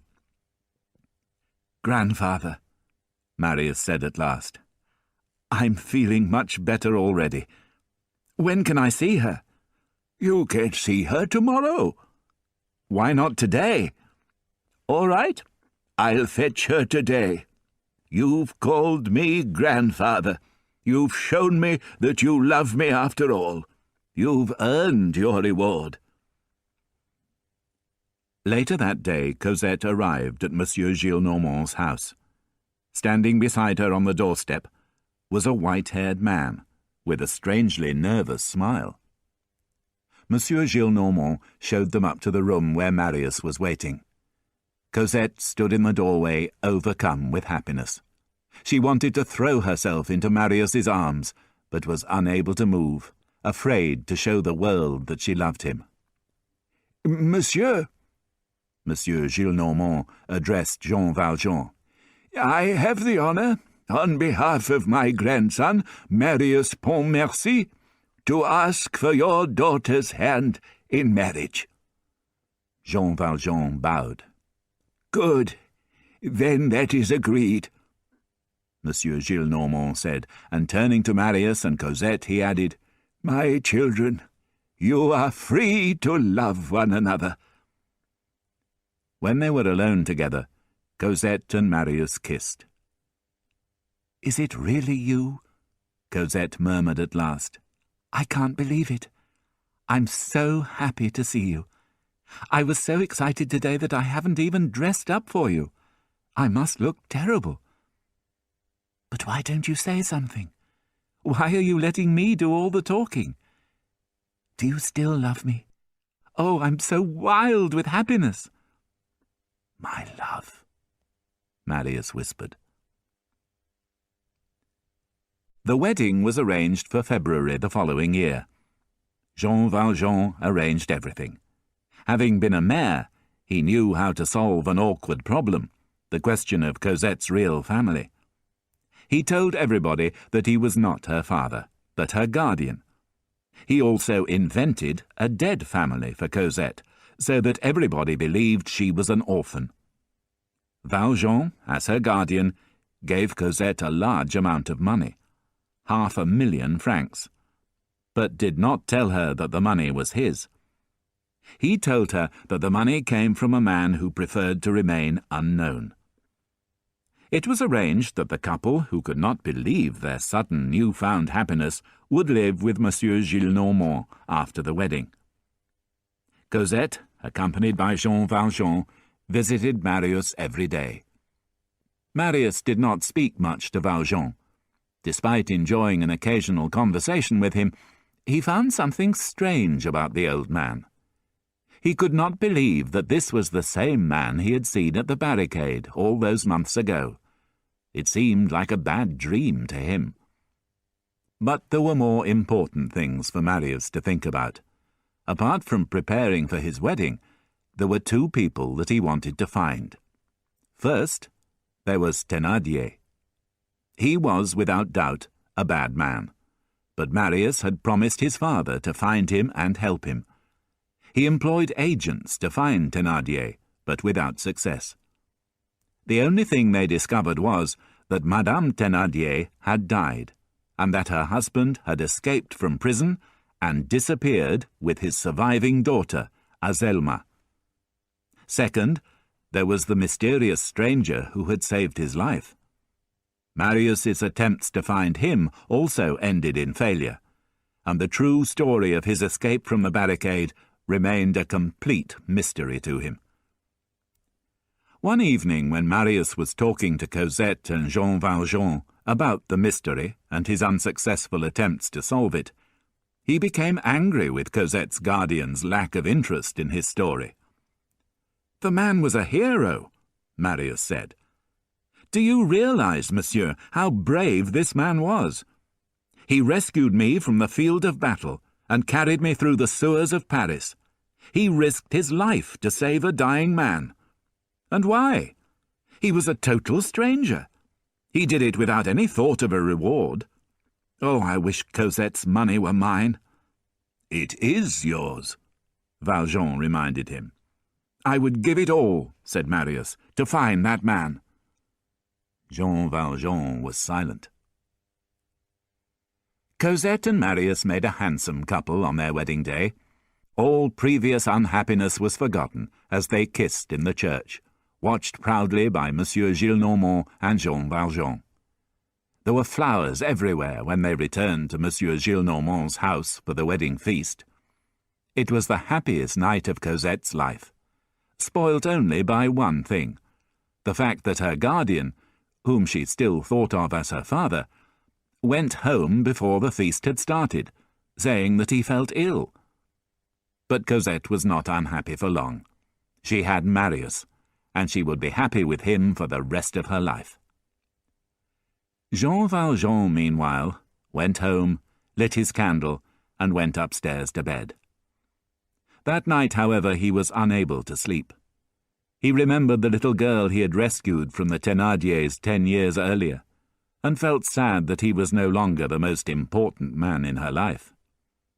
Another man was the centre of her universe. He was proud of having helped to bring her happiness with Marius, but another thing troubled his soul. The fact that nobody, not even Cosette, knew the truth about him. That he was Jean Valjean, a criminal who had spent 19 years in prison and who had stolen silver candlesticks from a trusting and kind-hearted bishop. He knew that if he told Cosette and Marius the truth, he would spoil everybody's happiness, and he would lose their love and respect. On the other hand, if he continued to lie about his past, he would lose his own soul. What could he do?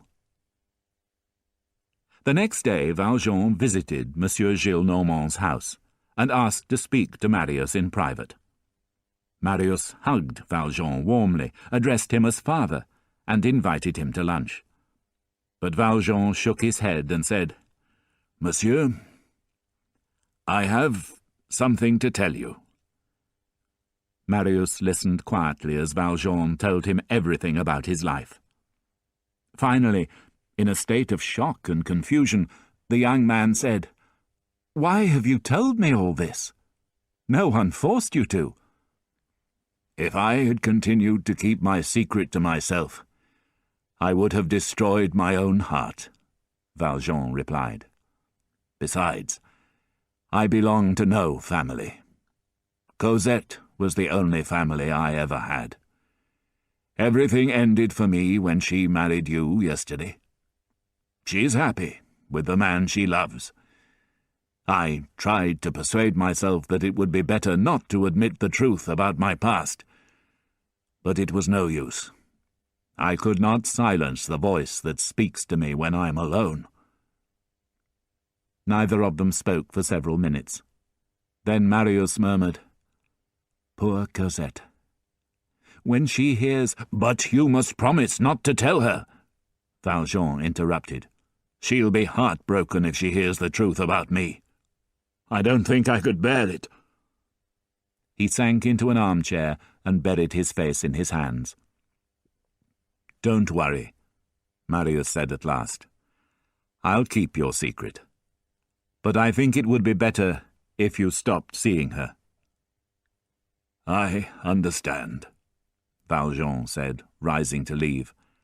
But at the door he half turned and said, "Monsieur, if you will permit me, I would like to come and see her. I wouldn't come often or stay very long.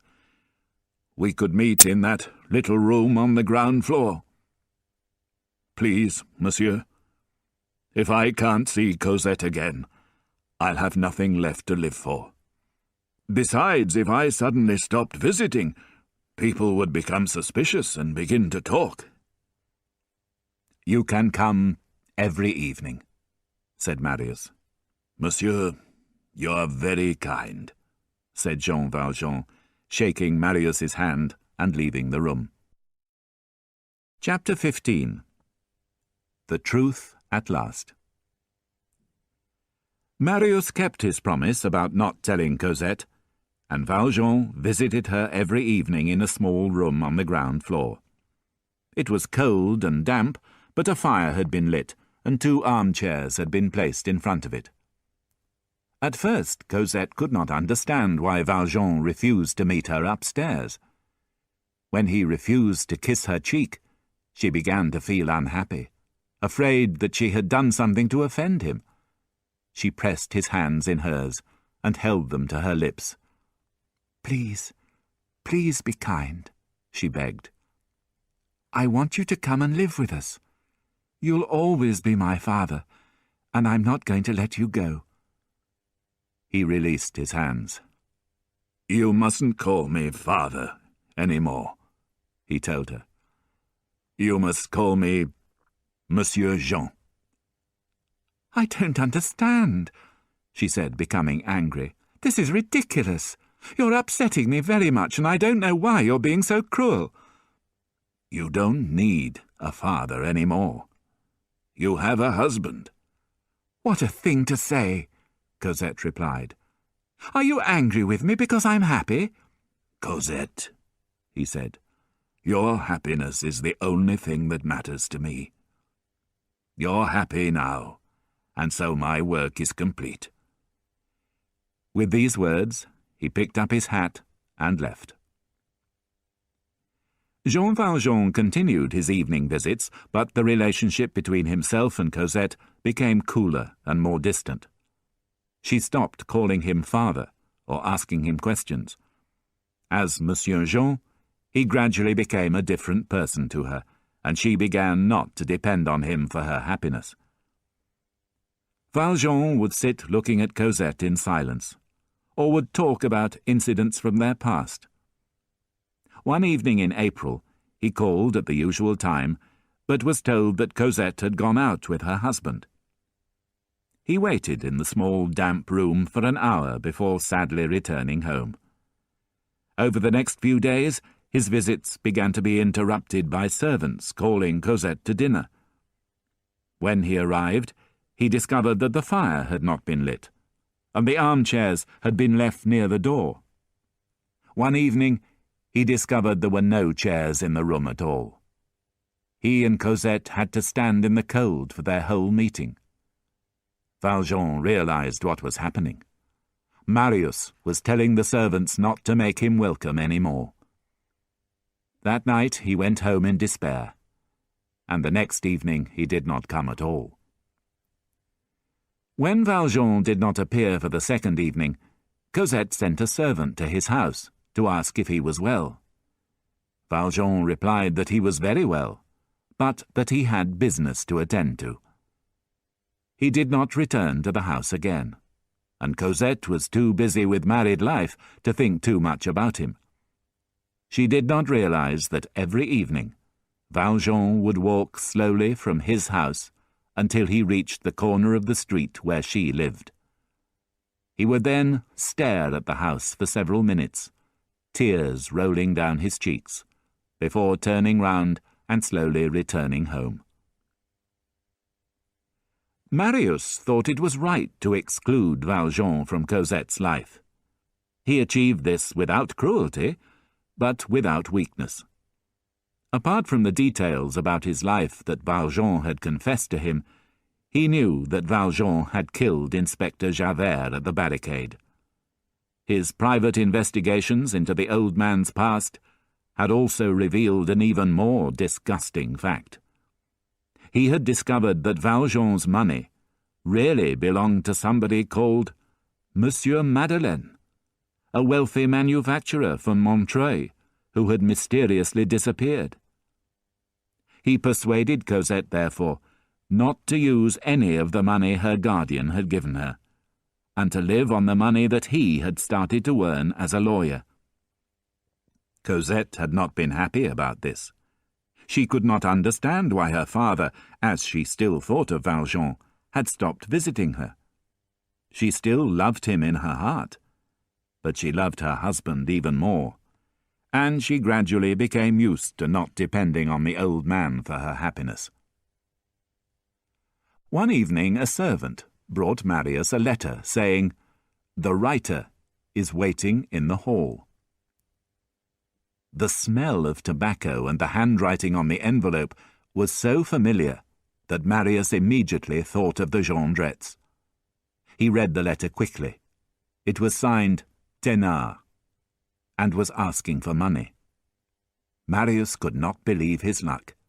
He had tried without success to find the man who had saved his father's life at Waterloo, and now the man had come to him. He immediately asked the servant to show the man in. However, Marius had a shock when he saw the man. He did not recognize him at all. He was an old man, with a big nose, glasses, and neat grey hair. He was wearing smart black clothes, and a gold watch chain hung from his jacket pocket. "What do you want?" Marius asked coldly as the stranger bowed to him. The stranger explained in great detail how he used to work for the government in foreign countries, and that now he was retired, he wanted to move to South America with his wife and daughter. Unfortunately, it was a long journey, and he needed money. "What has that to do with me?" "Has Monsieur Pontmercy not read my letter?" Marius had only read the letter quickly and could not remember the details, so he said, "Go on." "I have a secret to tell you, Monsieur Pontmercy," the stranger said. "I'll tell you the first part for nothing. I think you'll be interested." "Well?" "The man you think is your wife's guardian is a murderer and a thief. His name is Jean Valjean." "I know that." "Did you know that he spent 19 years in prison?" "I know that too." The stranger narrowed his eyes, trying to hide his disappointment and anger at Marius's calmness. Then he gave a strange smile. "I have more information to tell you. It concerns money that belongs to your wife. It's a remarkable secret, and I'll sell the information to you for 20,000 francs. "I know this secret already," Marius said, "just as I knew the others." 10,000 francs? "I repeat, you have nothing to tell me." "But I need to eat, monsieur," the visitor said, losing confidence. "I'll tell you for 20 francs. "I know it already," Marius said. "I know everything. I even know your real name." "It's Thénardier." The visitor laughed, but Marius went on. "You're also Jondrette, and you once had an inn in Montfermeil." "I deny it." "You're a completely rotten man. But I'll give you this." Marius took a banknote out of his pocket and threw it in the stranger's face. "Thank you, Monsieur Pontmercy," the man said, examining the note. 500 francs, that's real money. Oh, well, I suppose we can relax. With those words, he removed his false nose, glasses, and neat grey wig. Monsieur Pontmercy is absolutely right, he said, changing his voice. I am Thénardier. He waited for a few seconds to see Marius's reaction. Marius, meanwhile, was grateful for finally having the chance to help Thénardier, and therefore to keep the promise he had made to his father. Thénardier's presence, however, offered him another opportunity. It gave him the chance to solve the mystery of Cosette's fortune.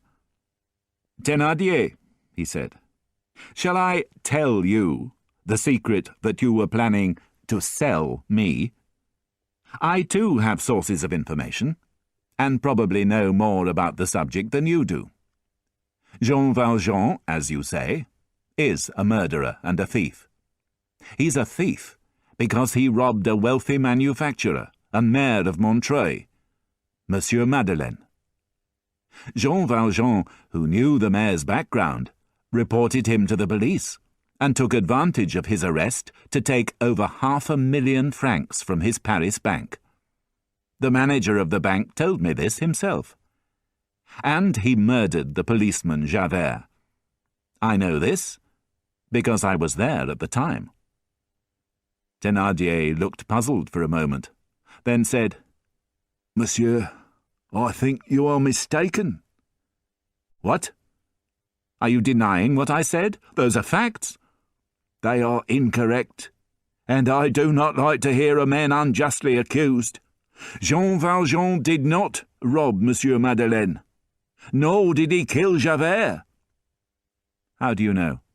"First, he did not kill Monsieur Madeleine because he was Monsieur Madeleine. And second, he did not kill Javert because Javert killed himself. He killed himself by jumping into the river." "What proof do you have?"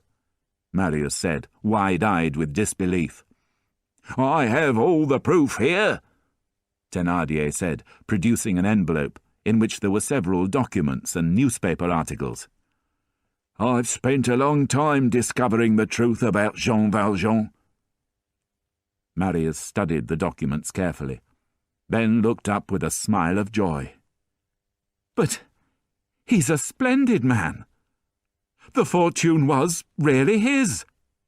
And he's not a murderer or a thief at all. He's a hero and a saint." "He's a thief and a murderer," Thénardier said quietly. "What do you mean?" "I told you that I do not like to see a man accused unjustly, but I do like to see a man punished for crimes he has committed." "And what crimes are those?" Thénardier sat down and told Marius about the time he had helped Valjean to escape from the Paris sewer. "He was carrying the body of a man he had robbed and killed," Thénardier said. "Look, I have a piece of cloth from the dead man's coat as proof." He produced a muddy piece of cloth and showed it to Marius, who immediately went pale and rose unsteadily to his feet. As Thénardier continued to talk, Marius opened a cupboard door and took out a coat. "That man was me!" Marius cried. "And here is the coat I was wearing." Thénardier stared at the coat and the cloth in his hands, speechless with fear. He was even more surprised when, instead of chasing him out of the room, Marius ran towards him and pressed several 1,000-franc notes into his hand. "You're a terrible man," Marius said, "a thief and a liar. You came here to destroy a man, but you have done the opposite. If you hadn't saved my father's life at Waterloo, I'd report you to the police. I know that your wife is dead, but take the money and start a new life in America with your daughter. When you arrive there, I'll send you another 20,000 francs. Now get out. I never want to see you again." When Thénardier had left, unable to believe his good fortune, Marius ran to find Cosette and told her everything immediately. "We must go to him at once," Marius said. "He was the man who saved my life. We must waste no time." Minutes later, he and Cosette were travelling in a carriage to number 7, Rue de l'Homme Armé. Jean Valjean looked up when he heard the knock on his door, and called in a weak voice, "Come in." The door opened, and Marius and Cosette appeared.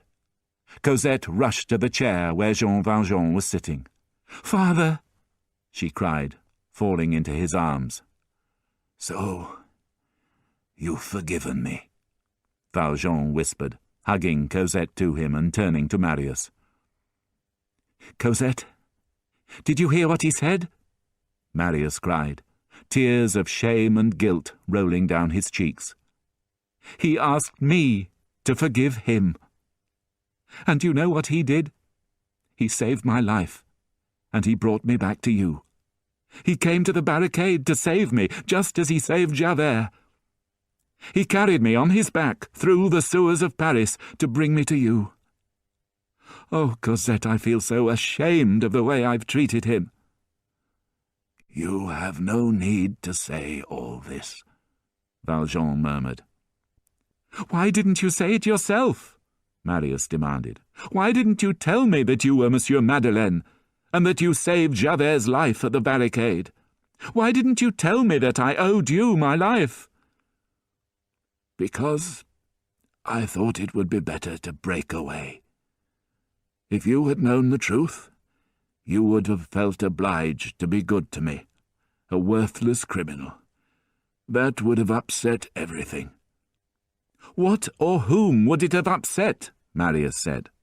"Well, we're not going to allow you to stay here on your own. You're going to come home with us. You're Cosette's father and mine. I won't allow you to spend another day here." "And you can't refuse this time," Cosette agreed, sitting on Jean Valjean's lap and kissing his forehead. "There's a carriage waiting for you. I'm kidnapping you, by force if necessary." Jean Valjean listened as she described the view from the room that would be his, the beauty of the garden, the singing of the birds, but he was listening more to the music of her voice than to the meaning of her words. Finally he said, "Yes, it would be delightful. But—" Cosette, frightened, took his 2 hands in hers. "Your hands are so cold," she said. "Are you ill? Are you in pain?" "No," said Valjean. "I'm not in pain, but—" "But what?" "I'm going to die soon." "Father, no!" Cosette cried. "You're going to live. You must live, do you understand?" Marius and Cosette both did their best to raise Valjean's spirits, to show him how much they loved and needed him, to fill him with the strength and the desire to live again. But it was too late. Valjean smiled, his eyes shining with love and happiness, but he was beginning to lose strength. "To die is nothing," he murmured. "But it is terrible not to live." Then, taking Cosette's sleeve and pressing it to his lips, he said, "Come close to me, both of you. I love you dearly. How sweet it is to die like this. And you love me too, dear Cosette. You'll feel some grief for me, but not too much. I want you to have no great sorrows. You must enjoy life, my children. I'm leaving the 2 candlesticks by the bed to Cosette. They're made of silver, but to me they're pure gold. I don't know whether the person who gave them to me is pleased as he looks down on me from above. I've done my best. You mustn't forget, my children, that despite my money, I am one of the poor." As he spoke, Valjean's breathing became more painful, and he had difficulty moving his arms. But as the weakness of his body increased, his spirit grew in strength. The light of an unknown world was shining brightly in his eyes. "Now, Cosette," he breathed softly, "the time has come for me to tell you your mother's name. It was Fantine. You must not forget it. Your mother loved you greatly, and she suffered greatly. She was as rich in sorrow as you are in happiness. That is how God balances things out. He watches us all from above, and knows what he is doing among his splendid stars. And now I must leave you, my children. Love one another always. There is nothing else that matters in this world except love." Cosette and Marius fell to their knees on either side of him, holding back their tears. Jean Valjean's hands rested on their bowed heads, and did not move again. He lay back, with his head turned to the sky, the light from the 2 silver candlesticks falling on